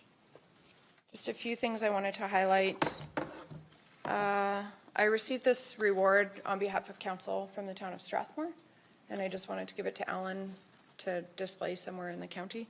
It's got some really beautiful art, and this was the Minister Award for Municipal Excellence Partnership Honorable Mention that we received. Thanks, Alan. Couple other things I'll just highlight. I tried to truncate my notes a little bit from that community development through citizen engagement course that I did. That isn't all my notes, believe it or not, but it was a really good course, and there was some really practical things that I came back with that I honestly think will improve some of our public consultation processes. And I'm going to try and bring up those ideas and integrate those into plans like what we will do with the cannabis consultation. We had a really good meeting at RMA, the Growth Management Board Rural Caucus. So that's a meeting of the reeves and mayors of the rural parties that are part of the Edmonton Metropolitan Regional Board and the Calgary Metropolitan Regional Board. And so it was a good opportunity to discuss issues that we're both experiencing through those growth boards. And it was interesting to hear Edmonton's work on their regional agricultural master plan.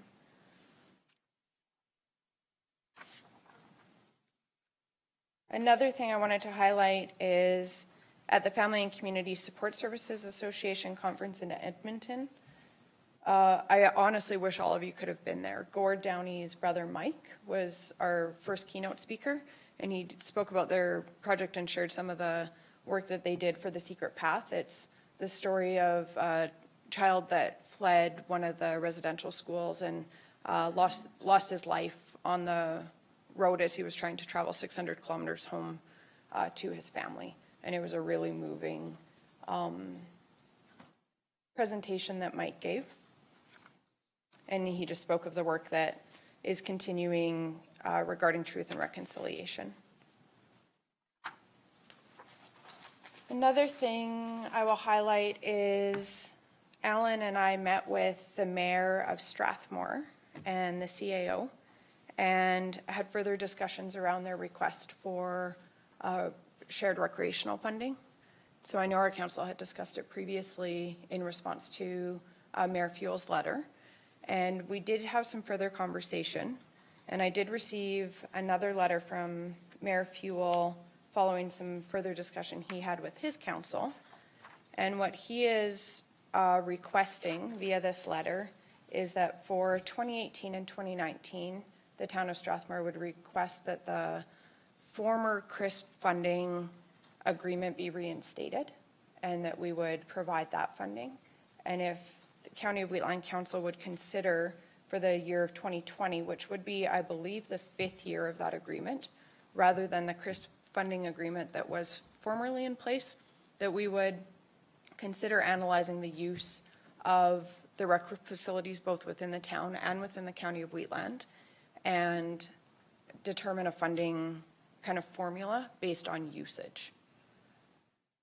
We had some conversation initially when we met with Mayor Fuel and their CAO regarding using an objective third-party consultant to collect some of that usage information. Since then, Pat has spoken with some of the Town of Strathmore staff, and they have indicated that they believe they have the capacity to do that in-house. And it would be very explicit. They knew that there may be some concerns about that, and they're happy to use a third-party consultant. They're also cognizant of the cost of that.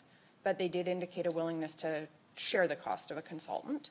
I did emphasize that we would want to see usage broken down specifically for County of Wheatland ratepayers versus Rocky View, Chestermere City, and the City of Calgary, because I know in some of our recreation facilities, we have user groups from places you might not anticipate. And I said, well, we want to be, what I heard at our previous council meeting when we discussed this, is that council wants to be responsible for our ratepayers, but we obviously don't want to be overpaying for outside users in the Town of Strathmore that are not County of Wheatland. Pat did mention that some municipalities have looked at quote-unquote punitive measures where kind of cooperative funding formulas haven't been able to be reached.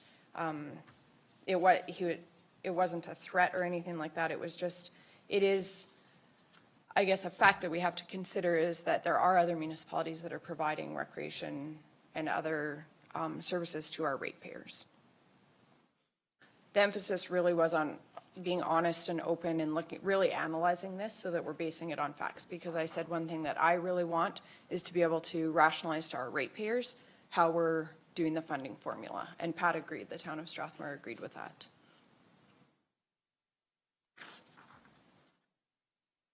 So, Alan, I don't know exactly how the process would work for something like that. I know we don't have a contract signed with the Town of Strathmore past 2017, I believe. Is that correct? Yeah, they modified the agreement and took out the last 3 years of the agreement that was proposed to them. Right. So to me, it would be in their ball court, I guess, if they want to send a letter saying that they would re-sign that, then that's fine. I believe that's what this letter, like this letter does say that council is grateful for and willing to receive the CRISP funding grant for 2019. It wasn't in the letter, but I did phone and clarify with Pat, and he consulted with some of his council that yes, also 2018. They were hoping. So I think it would be appropriate for them to resend a letter actually stating what they're asking for, because Okay. it's conflicting. I think both you and I had concerns. Yeah, about 2018 was not actually mentioned in the letter, and I just let Pat know that, or Mayor Fuel know that we do have some timelines with closing up our books for 2018 that we'll need to do that in a timely manner. And So then- I can let Pat know that, but I wanted to get a sense from council. Just as a refresher, the CRISP funding for the rest of the municipalities goes to 2021? 2020, I believe. So the Town of Strathmore is okay with the CRISP They funding? would like 2020 to be negotiated, so they would be signing, I guess, a further 2-year contract with the CRISP funding with the intention to, Well, yeah, it just seems it's going to be really messy that and if we don't have everybody on the same page as the same date and everything else, and I think that should probably be communicated with them, but. And that that's was me. communicated. Alan and I, that was one of our main reasons that we indicated we would prefer that they sign the same contract that our other municipal partners, like the villages, have signed, because we want to give that same consideration to all of the municipalities that provide these services for our ratepayers. However, that was not acceptable to the Town of Strathmore for 2020, to simply do the CRISP funding as it is. I guess one thing we could consider, and I'm not sure if council would consider it, but looking at like an early renewal of the CRISP for 2020, including re-examining or reconsidering what we do with the villages as well, and also the town of Drumheller, because they also provide services. I'll hold my comments until I see the actual ask from the letter. Yeah, I'd like to see a formal ask and Yeah. request for decision, Okay, and then, yeah, that'll be the discussion time, I guess, right? okay. Because I've believe that we have lacked on giving recreation funding to the town comparative to other municipalities. We may have dropped the ball a little. But we still have to do it in a sensible way that we don't alienate our other municipal partners. And that's why I would ask Pat to send a letter with defined asks, and then we can have a discussion whether we make it. And Alan and I did prioritize that when we spoke with them, and Pat recognized the importance of that for us as well as a municipality. So I will communicate back to Mayor Fuel that we would like a formal request regarding this. For the most part, it seems like, is council like tentatively in favor of what he's proposed in this letter? Because he did send me a letter with this outlined, and he was quite clear that it would be CRISP funding as previously set out within the agreement for 2018 and 2019 with analyzing usage and basing the cost sharing on that for 2020. Well, I was going to hold my comments, but you asked, so I'll go back to what Tom says. It's going to be very messy if we have somebody coming in and then leaving again prior to other municipalities negotiating CRISP funding again. So if we can, perfect world, I would say they should be signing on for the end of contract, so 2020. So their council would not agree to that. They discussed that at their previous council meeting. That's not my problem, ever. That, Well, indirectly, it could be our problem if there were punitive measures. The County of Wheatland has been in this position before, and there were yes. user fees implemented I for understand that. non-Town of Strathmore. But I'm just saying, ratepayers. they can't expect more than what anybody else is getting. Like I said, I think we've dropped the ball, but that doesn't mean we throw away the contract we have. Alan, is there a way to do like an early renewal? Like, I can't see the villages saying we're going to sign a new CRISP agreement. And they don't want Is there- to. I would agree to that. I would totally agree to the early renewal for. But bringing is there a everybody. contractual implication to that? Because if you were increasing the funding, Yeah. even if you left that, but you said you have an amendment to or an addition to that contract from 2020 to 2025. I would agree to that, but I just want to make sure it's all on the same lines. I don't want to be giving one municipality more favor Yep. than another.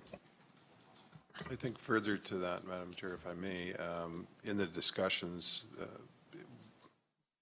both Reeve-Link and myself strongly indicated to the town of Strathmore that it's a partnership with all municipalities. Absolutely. Not just the town of Strathmore and us. And in that discussion, I think, at least I came out of there with the assumption that they were going to recommend or ask for a couple things to be put on the next regional partnership meeting, so that the villages and that would be there. The only one that wouldn't be there would be Drumheller, but we could certainly deal with that as well after the fact. So, and I haven't seen anything yet. I don't know if Reeve-Link's seen anything. He said they were going to work on it, but They're that gonna is an work on that. important piece there, is that Mayor Fuel was going to bring something back to the Wheatland Regional Partnership for consideration of all the municipalities. So- And then I think we would extend that, especially because Ben's not here, to the town of Drumheller as well. So I would recommend to council just holding off until we have that discussion as a bit larger group Okay. on where we would like to go. And maybe everybody agrees in the room that we want to open up a negotiation on a new agreement starting in 2019 or 2020. And then that would probably fit in with what the request is. But Yeah, absolutely. not having everybody in the room and having that wholesome discussion, I don't think it's fair to all the I partners. just wanted a sense of this council's openness to considering that, because else town of Strathmore is likely going to be having a different conversation, right? So, does anybody else have any other questions or comments about that rec funding piece? I think in the interest of time for some ratepayers who have joined us at our meeting, I'll continue my report following 3.2A. So we've had a number of pieces of correspondence circulated, both within our council package, and we've had a couple of more additions this morning. Has everybody had a chance to read the written correspondence that was circulated?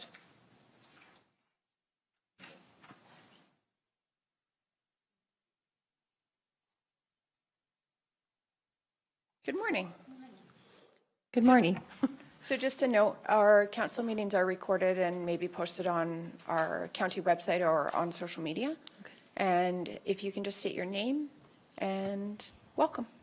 My name is Marilee Johnson. Thank you. And thanks so much for taking the time to have a look at this little problem that we have right now. So did you want me to do a little bit of history and or you all have the letters that I wrote, and I believe several of my neighbors have also written letters. We have some questions in regards to Range Road 244. We were under the understanding it was going to be developed, and as far as some of my neighbors and my mother-in-law also got calls saying that there was going to be surveying in the area, and that was in August of this year. And when I spoke to Mike Zier recently, he told me that the road is off the development list and is not even on the 10-year list any longer. So we have some questions about that. For sure. So council has had the chance to read the letters that were circulated. I did see on our road plans that were presented to council in January, there was, when we still had the short project road program, there was a construction project that council had approved on Range Road 244. Mike, do you want to just explain what's happened since when we had approved it? I know the short road program, my understanding was that that portion of the program was canceled, but my understanding was it was integrated into our other construction programs. Can you just walk us through kind of what's happened with this project? Sure. Thank you, Council. So yeah, just kind of give an overview. The 10-year road program is something that we've implemented a number of years ago, long-term planning. It is reviewed every year and I guess basically brought to council for ratification, make sure if there's any changes that need to be done.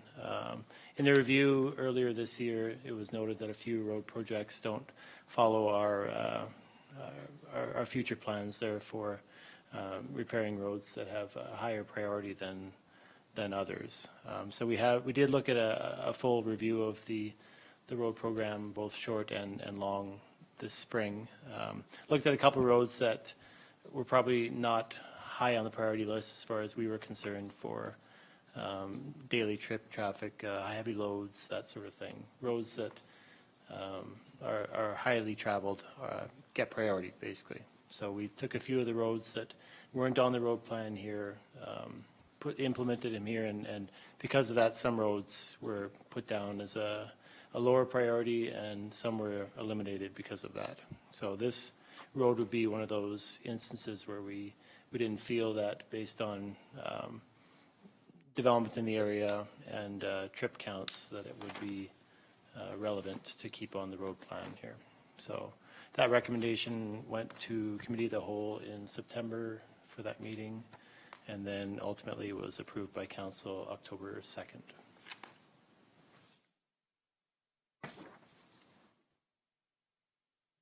So just a comment, I guess, on the process for this. I neglected to pick up on the fact that that road was dropped from the previous plan that we had approved.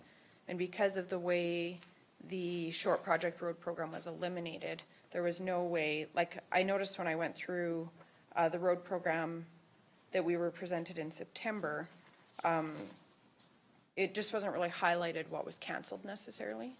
So from a process perspective, I think for council, it's same with budget changes. It's easier for me to track changes to the budget when the changes are highlighted, and it's like, because it's very challenging to go, and when you're looking at these road plans as well, it's challenging to go through and compare, you know, this one to this one and, you know, check each road and make sure it's still there.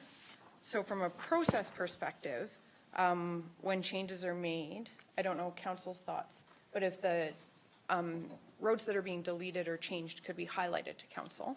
And just because I wasn't actually aware of any of these processes that had happened with previous councillors. And so and now obviously with the number of letters we've received and the number of ratepayers that have contacted me, I'm aware of the issue, but I didn't have an opportunity to advocate for our ratepayers just because I wasn't even aware, I didn't check in with the affected ratepayers based on the change.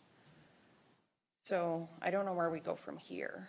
I know you have a number of ratepayers that you've talked to and that are affected by this decision. Yes, for sure. And I would, I challenged you, Councillor Link, to try to access some of those acreages that are along the CP rail.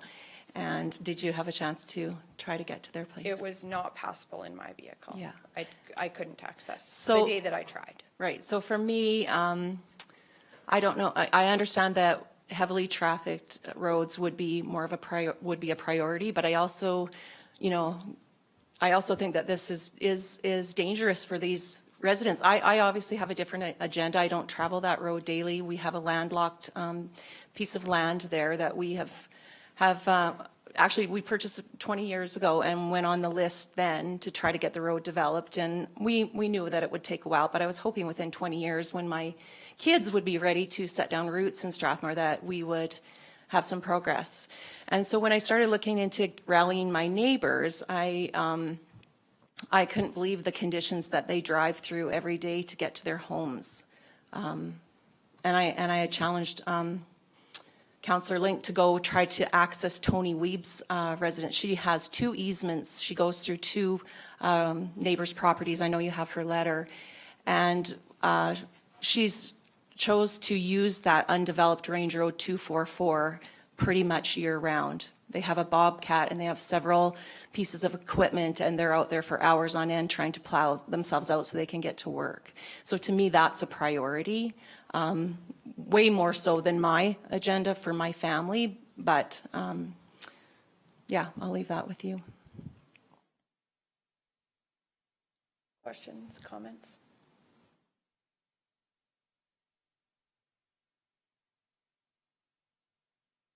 Just for Mike, how much is that piece of road cost to develop?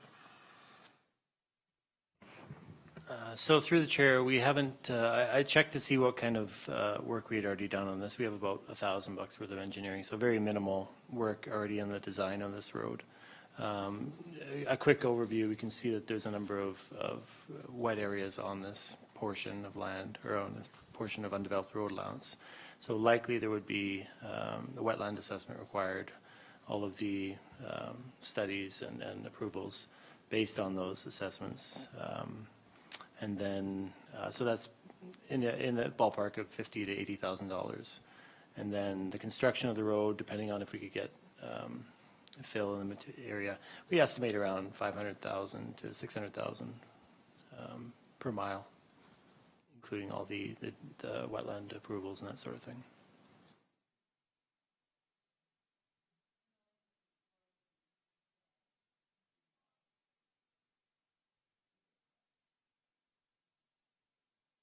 So question, and this is nothing to do with anything, I'm just, these people that have built on, that are on the easement, do they own that land or are they all renters? Like, is that all sellable land? You don't want me to go into this. So this is council previous. Mr.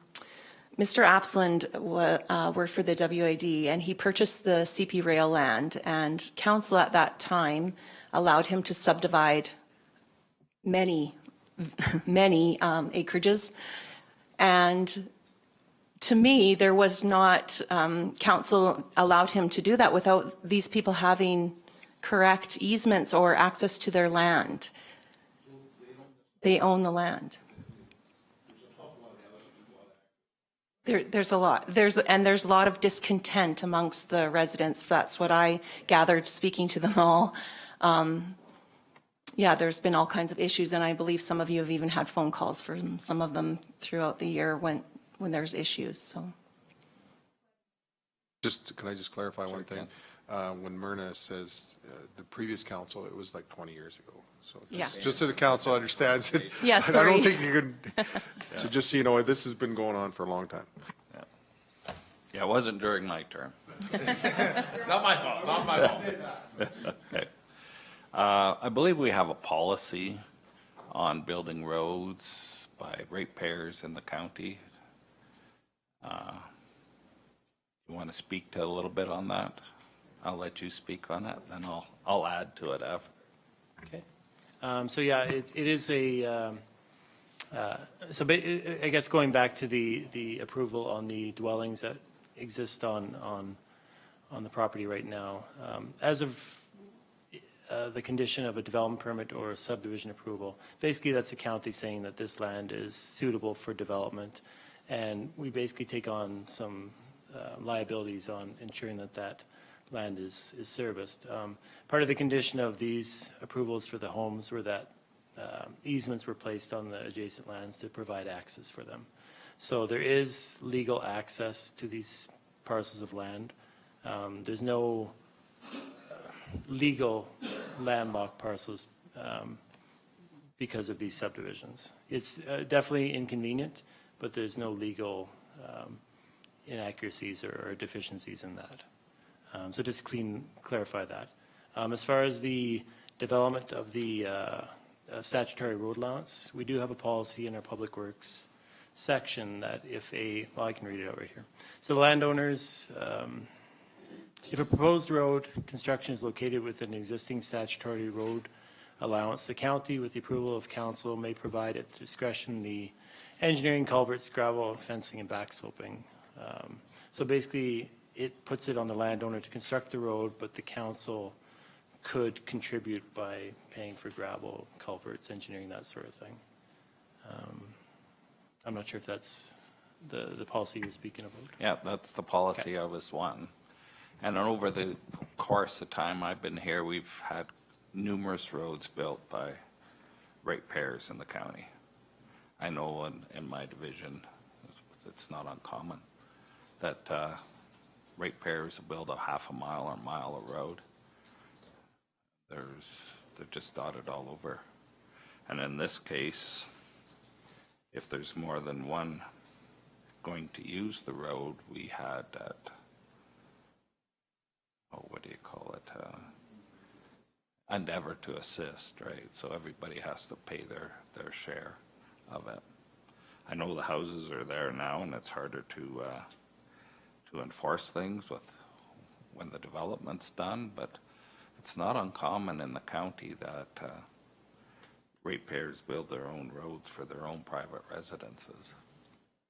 And that's just the history that's gone on before. And I think the decision was made years ago because we were falling behind in our road construction with all the heavy traffic. A lot of our roads, go back a little further, were built for 3-ton trucks. And right now, there's hardly a 3-ton truck on the road.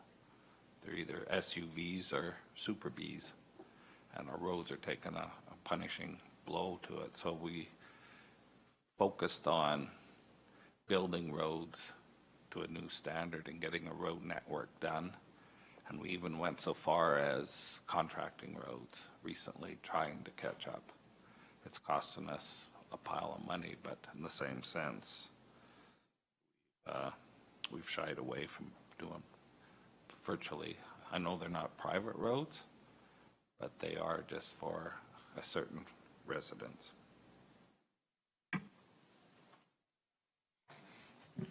Scott? So thinking that way too, there's two questions I have. First, how many other places in the county have the same issue?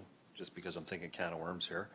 The other thing, like what you're saying, you and I have talked about this before, can there be a different standard set for residential access? Can we have like a permitted restriction on that? Because these are just sole accesses to residences. I don't see any potential to have a business there. Is there agricultural in the area? I'm not too sure. But probably just trying to think, get the cost down. Have it banned for so long or something. I think in the municipal road is the width of the top. The actual construction and the height of the road, but the actual construction has to be the same. There can't be topsoil and all that kind of stuff. So the only thing we could vary is the actual width of the road, the top, and the height. I think there's a height thing too for backsloping for snow removal and stuff. Is there not 3 feet, I think, for a municipal standard?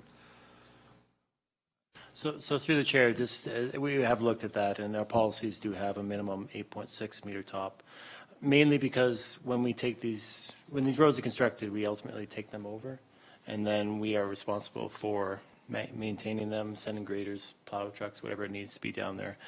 Same thing with having a turnaround at the end. Like, we need to make sure, yeah, we find right now we can manage around some of the approaches to do a turnaround, but if a landowner shuts down the access to there, we need to still be able to make sure we can access there. So we can look at that, and we are looking at that in our new policies, but as of right now, it's 8.6 top, and that's for our own maintenance. I live just north of Gleason. We have numerous quarters landlocked. We farm. My family wanted to build on, there was 2 sections there, and we wanted to be the far east one. And it was going to be 1.5 miles. And with the policy, we decided not to do that and not to move there because it wasn't financially stable for us to do that. So I understand that it's an inconvenience more than most. We travel those lease roads every day, but we chose not to live there because of the financial burden. And those people have to deal with that choice. They bought that piece knowing that there's hardly any access. And unless it's a developed road, you don't know if that's ever going to be developed or it could be developed tomorrow. You have to deal with the consequences.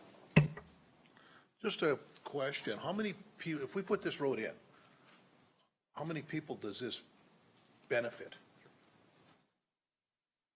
Well,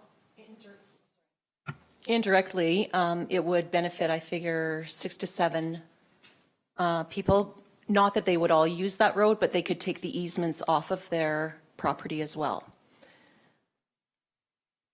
Thank you. I think, and you're going to hear me comment about this again later today, part of my challenge with this decision by council that I think we inadvertently made is the process. So we have ratepayers in this area who have been presented these road plans, seen these road plans, been called about surveyors coming on their land. They knew that this was in the works. I don't know when it was introduced to the road plan, but they were informed that this was being built. We inadvertently, I don't remember it being highlighted as a change that it was being canceled, and we made a decision that is impacting these ratepayers when they've been anticipating this road. I realize it may not have been on the road plan when they did their subdivisions or when they bought their homes, but we have egg producers who are trying to do like succession planning for their farms and for future generations of egg producers that want to move into our county to continue on with agricultural production. We do have an egg producer in that area that currently does farm this area, but that could utilize access, and I realize that that's not a given anywhere. My problem is the process. We've had these ratepayers who have been contacted by our staff and had our council ratify this decision, and we've changed our mind and its impact, and it's that process. And I realize it does happen, but it's incredibly frustrating for our ratepayers. I fully understand that it's the process, but I'm not willing to pay $700,000 to correct the process mistake. There was obviously previously rationalization for building this road. We approved this road. In January of 2018, we all had, I'll grab the right one, we all had this road plan and we all approved it. So there was rationale for building this road. We all agreed to that. Can I just ask a question? That's what I'm wondering. What changed within a few months? Why was the road taken off when it was approved? That's my question. My husband was in contact with previous planners, Mr. Churchill, and I'm sorry, his name? Dave. Dave, yes. And it went as far as asking my husband if they could use topsoil and use clay from our property for building the road, which my husband agreed to. So it went quite far. And we must have had justification for it, because we sat around this table, this current council, and were presented with this road plan, and nobody was debating the necessity of doing the short project road program as it was presented at that time.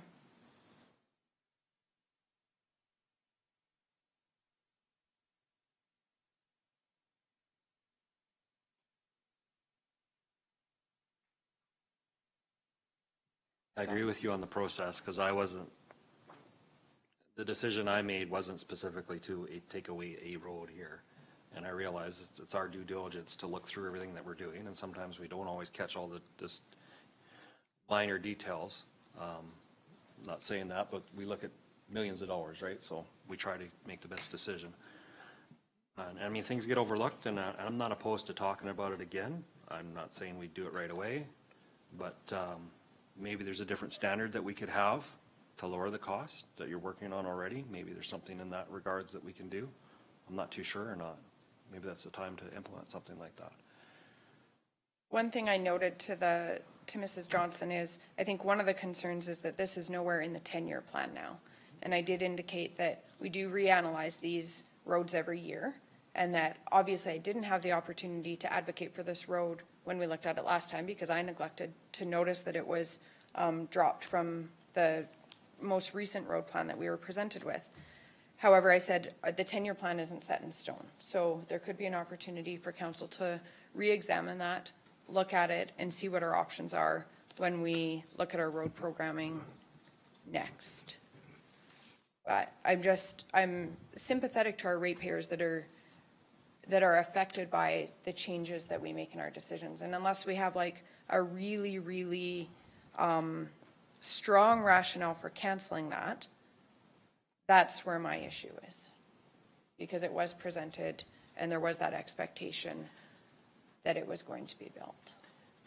Can I ask another question? So several of you have asked me, how many people would this affect? What is the magic number to get a road built? How many people does it need to affect before road becomes a priority? There's no magic number, because I've seen in some of our road plans when I've looked at, parcels that are on other projects that have been approved by council. Sometimes there's 4 residents on a road. There is some consideration into whether it's needed for industry, whether that's agricultural or oil and gas. So there's a number of factors that I'll look at. There's not necessarily, we do consider traffic counts and stuff like that in terms of paving, but in terms of construction, there's we're balancing priorities, right? Okay. Across the province, or across the municipality. Further, I would say it's based on sense. If road goes through and meets up with another road, it's all in the grid. This would be a dead-end road, would it not? Yeah. So that too, I think, does have an impact on the choices we make. It was a priority of council. We are looking at kind of our overall transportation network within the county and where our priority should be for kind of the most efficient transportation overall. Right. So that is a factor as well. The road I live on is a dead-end road, Range Road 245, and there was 3 homes on that road when I moved there, and there is now 24 people that use that road. So when a road is developed, there is more development for residences as well, including my family. So thank you for coming in, Mrs. Johnson. Do you have any other comments or questions for council? No, not at this time. Okay, we appreciate your time, and I really do, I appreciate the fact that you've brought this to my attention and the work that you've done to collect. You've done some of my job for me by collecting information from kind of the landowners in the area. Right. And I will bring this forward when we reconsider our road plan with council. Okay. And we'll see where it goes. Okay, thank you very much for your time. Thank you for coming in.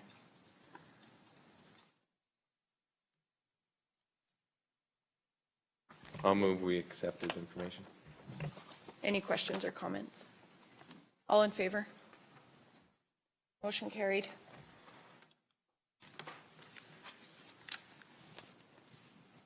I'm just going to go back to my report.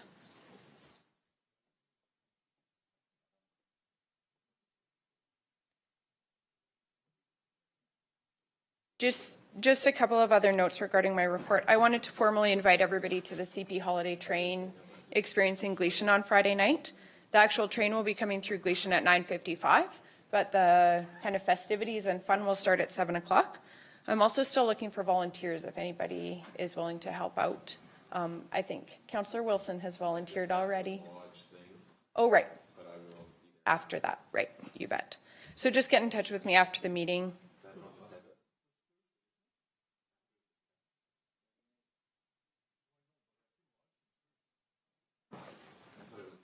Okay. I think you're talking the hospice. Hospice Christmas party is the same night. Okay. If you're available to volunteer, please get in touch with me following the meeting. Going back to the town of Strathmore, I also had some correspondence from one of their councillors, and it stems from a conversation we had at the CMRB meeting.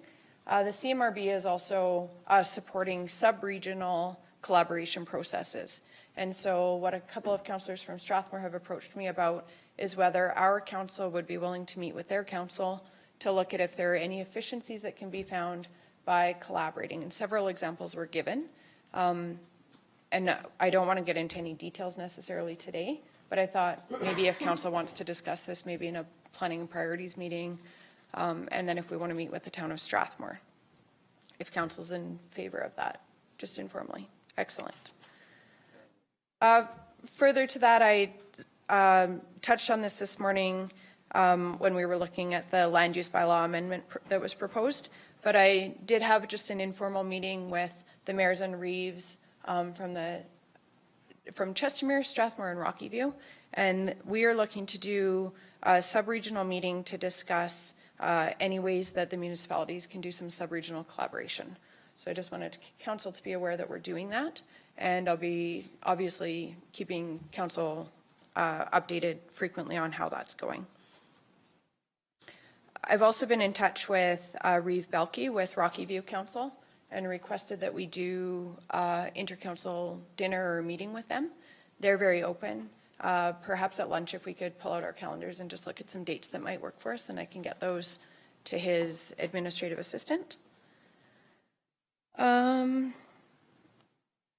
I also just have a question about Reeve commitments. I've been asked at the CMRB meeting by a couple of the board members to attend not all, but a few servicing and land use meetings. Councillor Eichert and Councillor Clausen represent our municipality there. There was some concern with me coming to the CMRB and being quite new that I might not be completely up to speed on what's happening with those committees, and that work does reflect and is integrated into the work that the board does. So I was looking for council approval to attend not all of them, but maybe a couple of them or as needed. I don't know council's thoughts on that, and I'm happy to volunteer to do it as well. Sorry? You're asking for yeah. Glenn? When originally this board was set up, I'd asked that we have different councillors take different roles, with the idea being that there would be time to debrief all of council at the same time, and council could make a decision on how we would be voting, what stance we would take. And we did the one instance that was, I don't know, different then, was the voting structure that Rockyview, if you all remember, they had a plan and we discussed it. We were the only rural municipality that didn't vote for that. And not saying it was bad or good or wrong, but it was the process we followed. We talked about it as a council, and that was the decision we made. I don't see much variance from it. If you want to attend a meeting, I guess that's different, but I'd hate to lose that discussion that we have. And that was not only for our benefit, but for the benefit of our ratepayers, that they can see that we're doing this in council and doing it in an open, transparent way. I don't think it hurts at all to have, I think we have two very capable board members on both of those, but to get as much knowledge as possible for the board meetings, I don't have a problem with you getting remunerated for that. So I will make that motion.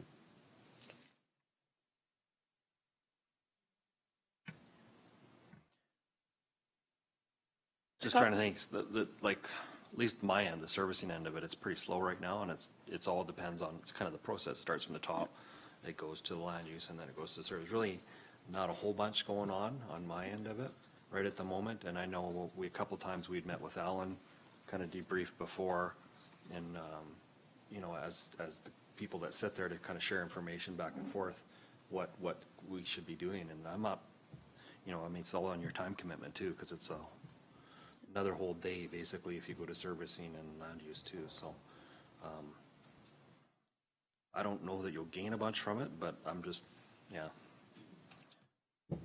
It's good to see a little bit of it, but I mean, we can help kind of inform you as that as well, so whatever you feel, I mean. And I would I think hope, you'd pick up on that pretty quick. yeah, and I would hope that if you realize there's not a lot of, Absolutely, and I don't I trust you intend, enough I to- don't intend to attend all of them. The sense that I got from, it was Reeve Spillick and the other gentleman's name, his last name's escaping me. They just had said, like I went to the one in November, and you're right, like, I had read the package, the majority of that meeting was contained in the package.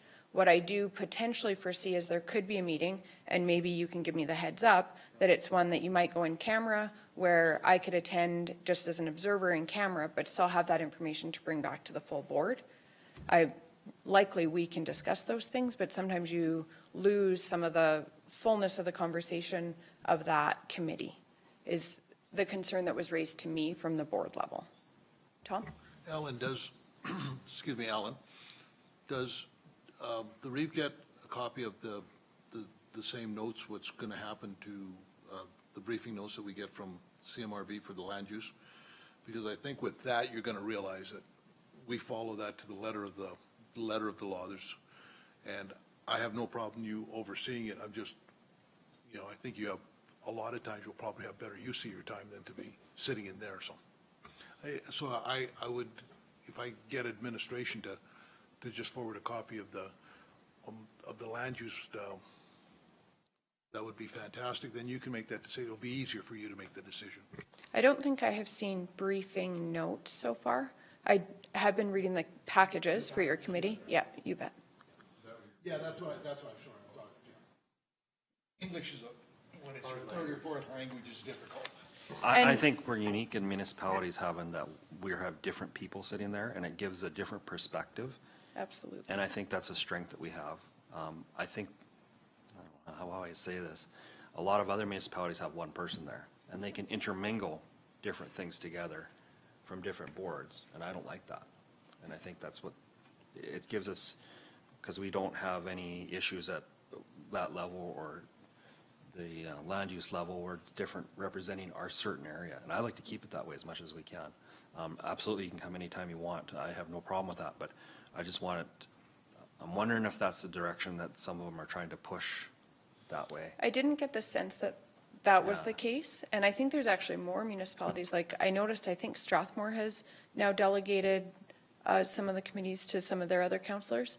It wasn't the sense at all that they think I should be sitting on those, and I don't want to take away from that. I wouldn't be sitting in your seat or any, like, that is not my intention. My intention would be to observe, to get, particularly, I think what one of the other board members was highlighting is if there's a contentious issue or there's something where there's going to be a lot more discussion, I might lose something through that to bring back to the full board when we're looking at some of those, the bigger plans that we have to put together. But I'm new to this, so I'm still trying to sort this out. And I don't want to be wasting time in meetings that I don't need to be at. That is not my intention at And that's all. exactly what I was meaning, was that they can take from different parts of it and intermingle that same argument over and True, around. yeah. When a servicing is servicing, land use is land use. Yeah. And that's, like I said, it's nice to keep it that way, because we're not gonna, I think it's the best way to represent Wheatland County. So, yeah, I'll just state that. That'd be it. Amber? Donna? I don't want to offend anybody, but I don't mind you going to those meetings for the fact that actually your reporting, your communication, yours and Glenn, were a little bit more outgoing, and because I don't know very much about the CMRB. And the more that you can gather up, you will probably communicate a little bit better to the ratepayers through council or through information. Just my thoughts.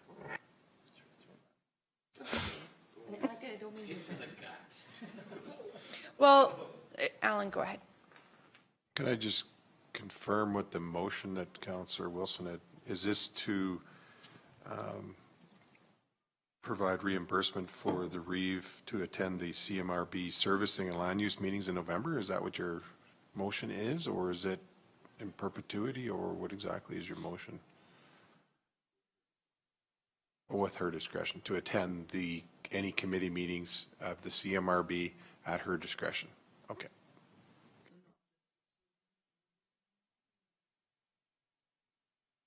And I would absolutely implore council, if you feel like I'm abusing, I have no intention of attending them on a regular basis. And you guys do bring reports back. I noticed that, like at the one in November, it was literally, they were flipping through the package and there wasn't a ton of discussion at those meetings. My assumption was that those were fairly light meetings because they were pretty quick and they weren't super heavy. My further assumption is that in the future, there may be issues that come up that are much more in-depth, more contentious, that perhaps just having that observation of what occurs there could help shape what happens at the board level. That's where I'm coming, and that's based on, if you want, advice that I received from other board members. So the other thing just to keep in mind is everything that goes through that committee, if there's anything that needs to be done out of that, It comes to eventually will come council. back, Yes. eventually that'll go to the board. Right. And you sit at the board table, so. Yeah. It was more, honestly, the concern was more the background. And you guys have done good reports and you've done good verbal reports. Alan takes notes when he's there. There's just sometimes details that can be lost in those reporting mechanisms. And I guess I would rely on you guys to give me a heads up that this is coming up. Maybe you want to observe this, or I'll check in with you if I see something that I think I might want to observe. Yeah, I'm not out to attend these on a regular basis by any means. My big goal with council, in all honesty, is I really want to be transparent about my use of my time and how I'm representing the county. Oh, sorry. Okay, any questions on the motion? All in favor? Carried. That is the summary of my report. If anybody doesn't have, if there's no questions, I would move that we approve my report as presented. I'll move it. If there's no questions. All in favor? Yeah. Carried. I do. I'll move the RFD recommendation. I'll just highlight, there was an update that was circulated about Central Bow Valley School. And I also just have a question. I've had a ratepayer approach me regarding a challenge that they're experiencing with our Eagle Lake Area Structure Plan. The Eagle Lake Area Structure Plan was implemented in 1999. So 19 years ago. And the other complicating factor is the area structure plan is within the CMRB, within our area that's contained in the CMRB. I'm wondering if council deems it appropriate to update the Eagle Lake Area Structure Plan and probably at the same time, the Eagle Shores Area Structure Plan, which was kind of a subsection of land that was taken out of the Eagle Lake Area Structure Plan and updated in, I believe, 2014. Both of those area structure plans were, as discussed, it was originally done in 2009. there was an amendment in 2011. Both of those, I believe, area structure plans were done, they were driven by potential development in the areas that obviously hasn't taken place. And so I'm questioning the validity of the ASPs given the age of them and the impact that it's having on our ratepayers. What kind of impact is it having on the ratepayers? So because there's an area structure plan in place that was for kind of large scale development, it precludes what like typical subdivisions that are happening in other areas that are outside an area structure plan. Currently, the area structure plan requires piped services for any subdivisions in that area. And obviously, if you're doing a 4-acre subdivision, like if you have 3 of them on a parcel, but the complicating factor is the fact that Eagle Lake is an identified sort of area that we may want to look at in the Calgary Metropolitan Regional Board area for potential future development. So there's an immediate issue that's been brought forward by ratepayers, and then I think there's a bigger, broader issue that council needs to consider that would require a lot of public consultation about what people see for the future of that area, which is a part of the ASP process. Glenn? A lot of short-term thinking today. I think a couple of years ago, there was a subdivision we allowed in that area without pipe services. There was a variance granted. Not exactly sure who it was, but there was one for sure. The discussion, if I remember right, evolved around to be in an area structure plan there. But these area structure plans were no different than this morning, developer driven. And after a long talk this morning, we still want our ASB to be developer driven for changes. I'm thinking if we're looking at the WASP, I'm satisfied to do that first. I don't know until we get a bunch of questions and queries coming from the public into this by way of letter, or they want to change the area structure plan. But for now, I would just wait on the Calgary Regional Board, see how our WASP goes through, and test the waters there. I don't know if I want to delve into another area structure plan. They were all producer or developer driven. And the one was appealed to the MGB, and we didn't like what happened there either, but still, they are valid plans. Yeah, I would just encourage them to make application for a variance or talk to staff. See how that other one went. Ellen, is that my impression from the ratepayers? They've been meeting with staff over the last year or two and gotten some conflicting information on what the issues are with their proposed subdivision. Would it be possible, given the CMRB, for them to apply with a variance? I guess the CMRB could review that we're doing something against an ASP, and we would just have to be prepared to defend that. Well, the area structure plan is with the county, Yep. so it could be developer driven, it could be individual driven. They would need to make a request to the county, and then we would approach it to the CMRB. So similar to what happened this morning, if that's what they would like to do. But they can't simply apply for a variance, was my understanding, that that's not possible anymore. They'll have to apply for modification to the area structure plan. Okay. Because it specifically says in there you need pipe servicing. Now that it's in CMRB, I don't think it's prudent for this council to take any chances and go outside of that. Okay, I will pass that information along. We do have an RFD regarding the CP holiday train. It's a request for a temporary closure of a road in Gleason to accommodate the activities and the concert that's going on with the train. Somebody want to make that motion? I'll move. Oh, We'll let Tom. Tom, go ahead. Any questions or comments?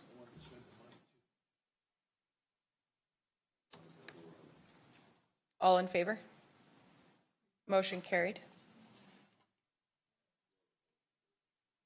Sorry, I did it in the wrong order.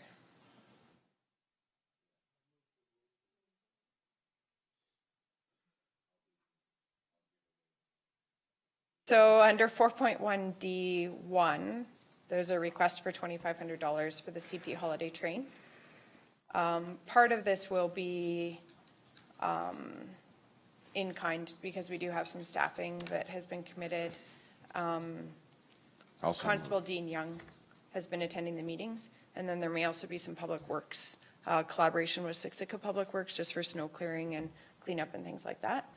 And then there could also just be requirements like things like light stands, or just so that everybody's aware of where the funding could be going. Councillor Wilson's made the motion. Are there any questions or comments? All in favor? Motion is carried. Deputy Reeves report. Just before you continue sorry. on, Central Bow Valley, I believe the Golden Hill School Division is looking for a response to the information they provided.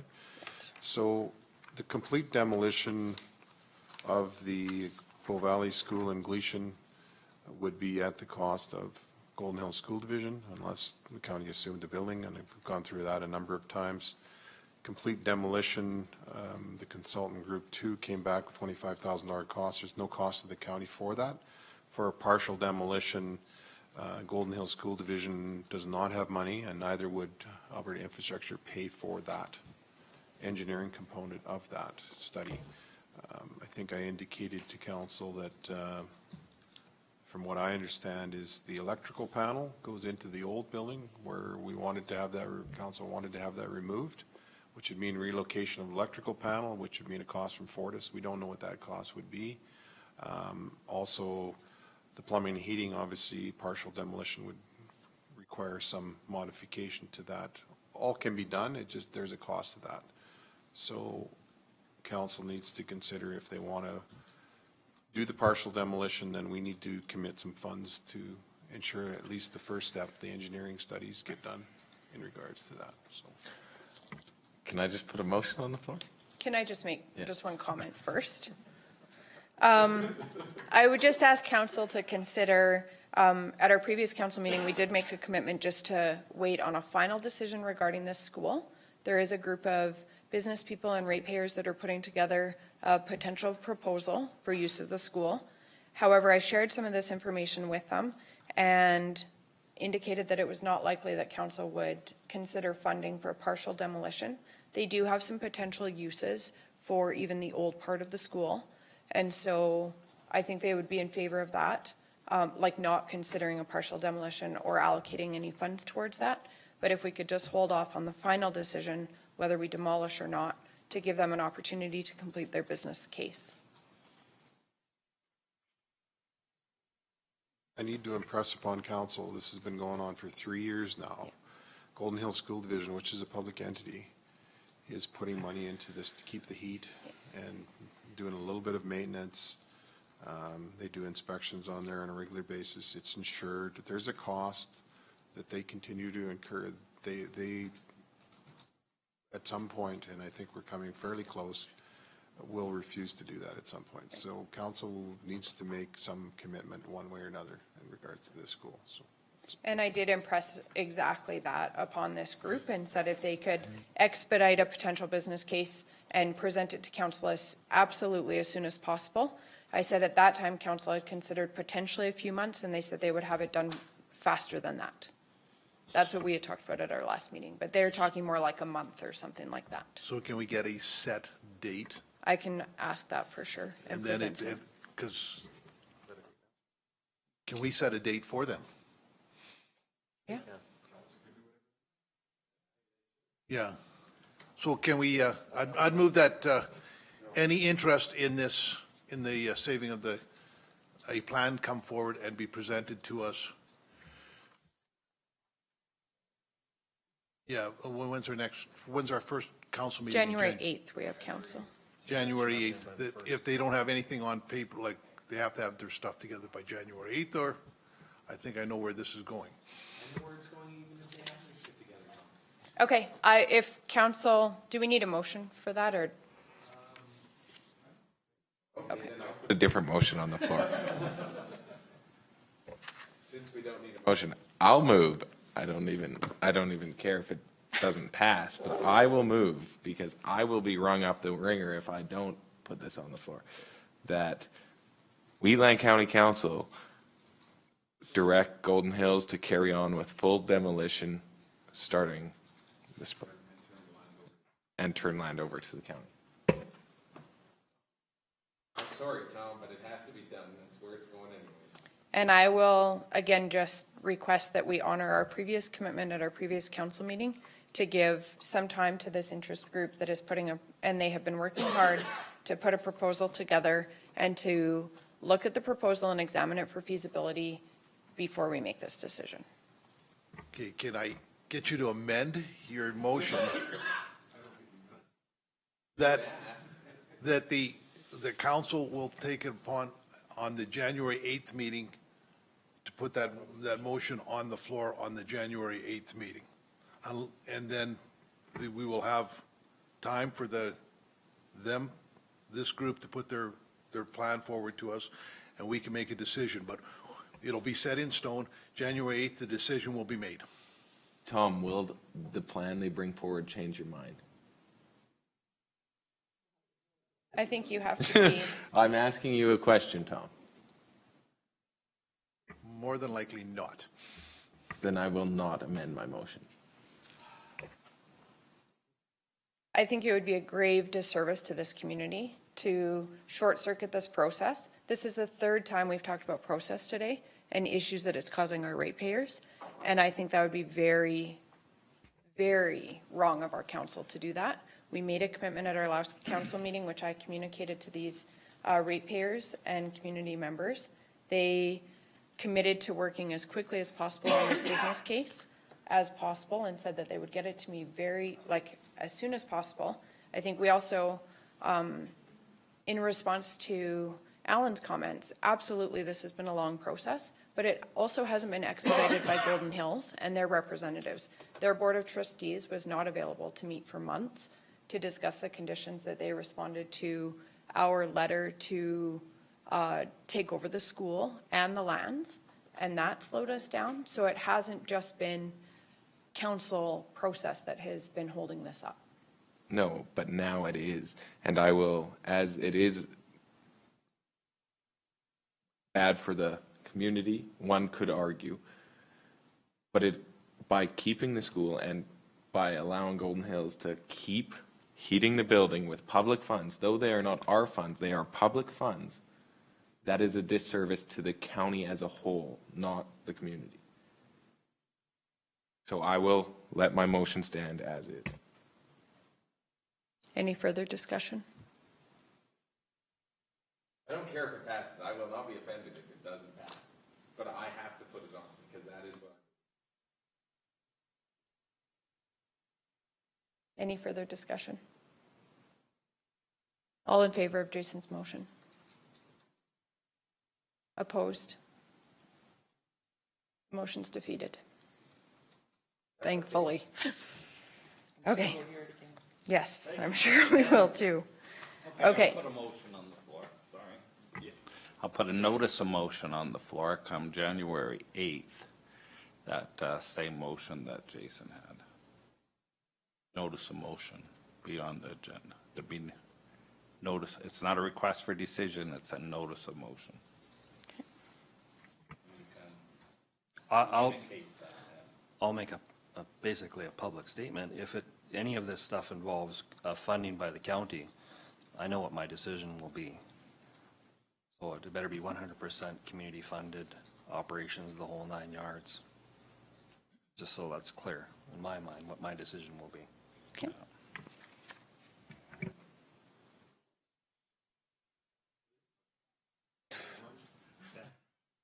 Oh, yeah. No, thank you.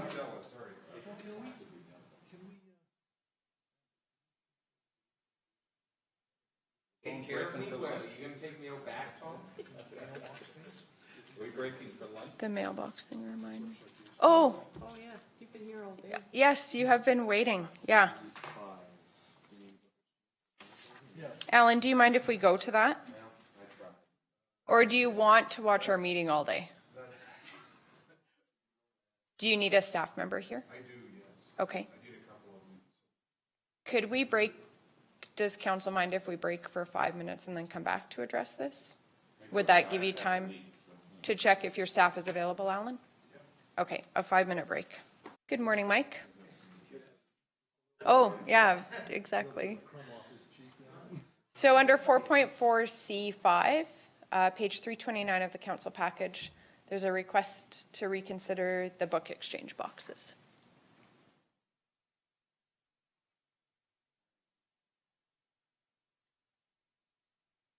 Good morning. Great. So yeah, just a quick overview here. This is a request that originally came November 6th council meeting and was subsequently denied by council for numerous locations for community book exchange mailboxes. So the request has been revised and replaced on the agenda here for decision. So I put it as a information item here for council's discussion and hopefully a decision at the end of that. Okay. Questions or comments?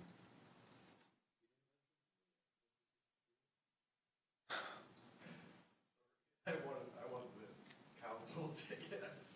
It's only. Is it? Jason, can you just come to the microphone and state your name, please? Arnold Kelly, and I'm here. Oh, sorry. Jason Kelly Electrical. Can you, sorry, if you push that button until the red light comes on. There you go. If you can state your name. Sorry. Arnold Kelly. I'm here for Jason Kelly Electrical. I'm the president of Jason Kelly Electrical.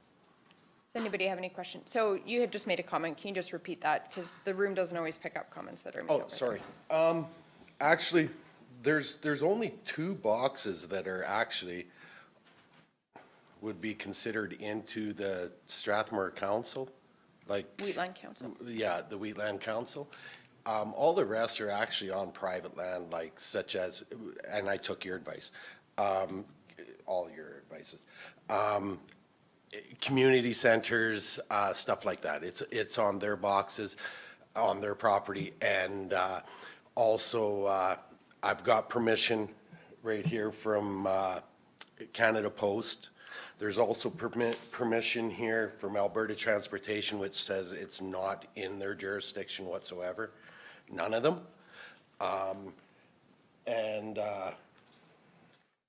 And even in your bylaws, it says signage, it should be refused, signage is refused on highways like Alberta Transportation without Alberta Transportation's permission. I do have the permission, but it also says in your bylaws that it does not count the roadways such as 2-lane. They are permitted on that with the council saying yes. And also as furniture, you don't have to have a permit to do it. And that says garbage cans, such benches, stuff like that. So I'm just wondering if the community boxes would land into that. And I did take your advice on the size of the sign. Now it's this big. I mean, you have to basically walk up to it. I do have one. I did not know last time when I came in, it was the stockyards. That's actually in the town of Strathmore, so I have put one up there. I have permission from the town of Strathmore to do that. I put it up there. It's been there for about 3 weeks. I started it off with probably about 8 books. I'm not really a reader myself. I'm an electrician, so I do more math than reading. But I started off with about 7 books, and that was on Friday. We put it up Friday night. By Monday morning, it was full, and it's a 2-foot by 2-foot box, and it was right full of books. And I've been watching it, driving by it and everything, and in the last 3 weeks, there's probably been a 75% turnover. And I've had 3 phone calls saying it was great. I've had a couple other people say, oh, I also had to ask everybody's permission along that road to put it there. That's what the town wanted me to do. And they all said, absolutely, sounds good. Any questions or comments? I'll just move that Wheatland County Council allow placement of book exchange boxes with donor advertising along road allowances under the direction and control of Wheatland County. Alan? Can I ask a friendly amendment? I'm going to see if I get success. Would you consider also adding in there that Wheatland County is not responsible for the upkeep, maintenance, insurance, any of that kind of thing, and we're not responsible for any damage that may be done by snowplows, vehicles, or anything like that? Okay, thank you. Better luck than I had. Just another thing to consider too, and you say I have permission for some of them. These community halls, do they have, their board, have they said it's okay? Yes, Yeah. for the areas that I'm Like putting them, Nightingale, yes. Cheadle, Yes, Lyalta one's on private land, yes. yeah. Okay. And Nameka is actually on private land, and actually, when I was out there marking it, I put a mark on it. I know the guy that owns the property. He come out and he asked me what I was doing. Okay. And sorry for butting in there. Just to comment on that, that's why I am putting this there, is because of maintenance, and that is done by me. It says maintenance and upkeep of it. That's why I'm putting that sign up there. And I believe you've looked at the sites, have you not, Mike? That it's not interfering with, and Canada Post said that as well, not interfering with anybody going to the post office boxes, not interfering with any of the traffic or anything. And I believe Mike and I spoke before, and they're out of the way. I had plot plans for all of them, and they've already been all marked by Alberta First Call. Just a question, and it may have been addressed in your motion, and I may have missed it. Is there jurisdiction for the county if there was an issue with one to have it removed or to remove it? That, they can call me, I can remove it. We always in this room have to think worst case scenario, and we've I'm had not other around. instances where something can be approved now and it's wonderful, but we Yeah. don't anticipate a negative implication of it down the road. Yes. Is there any jurisdiction for that where we would have control over removal? So I believe most of these locations are not county Okay. jurisdiction as far as ownership of their county road right away. We don't own that. So in the Crown, that's why they always have to go back for the Crown to approve if there's a road closure. But in the situations where they're in a road allowance, we would have the authority to go in there and remove those if they were a hindrance or hazard or danger to somebody or whatever. Absolutely. And if there was an issue with, let's say, there was a situation where there's 5 vehicles parked on the side of the road and it becomes a constant concern, and we get concerns or complaints from neighbors using that roadway that's a hazard, then we may implore on Mr. Kelly to move that location if it becomes a hindrance like that, or failing that, we may have to remove it ourselves. I don't anticipate that, but if. And I don't anticipate with you in particular, Oh, just every absolutely. decision we make, we have to think long-term, what's worst case scenario. So please don't be offended that I'm thinking that not way. at I'm all. just, it was situations like Alan was mentioning, if it was Absolutely. creating some kind of And hazard or. it's been brought up before, and like I've Yeah. said, if there's any problem, I mean, the phone number's right there. Call me and I'll move it. Okay, there's a motion on the floor. Is there any further discussion or questions? All in favor? Motion carried. Thank you for coming in, Mr. Kelly. Thank you. Thank you very much. Just a side note, we're talking about mailboxes. I've noticed the one south on the Lyalta Road, people are parking there and leaving their vehicles there as a commuter spot. And it's Canada Post. There's vehicles that are sitting there every single day. Someone's parking their vehicle. Yeah. So they're using that spot, so just something to keep your eye on. Absolutely nothing we can do about that unless it's over a certain amount of duration of time frame. That's the only time we could deal with that. Or if it's abandoned. If it's there for 2 or 3 days, our guys will go out and tag it and tow it. Okay, we will take a break until 1 o'clock for lunch. Thank you. Get back to me one time.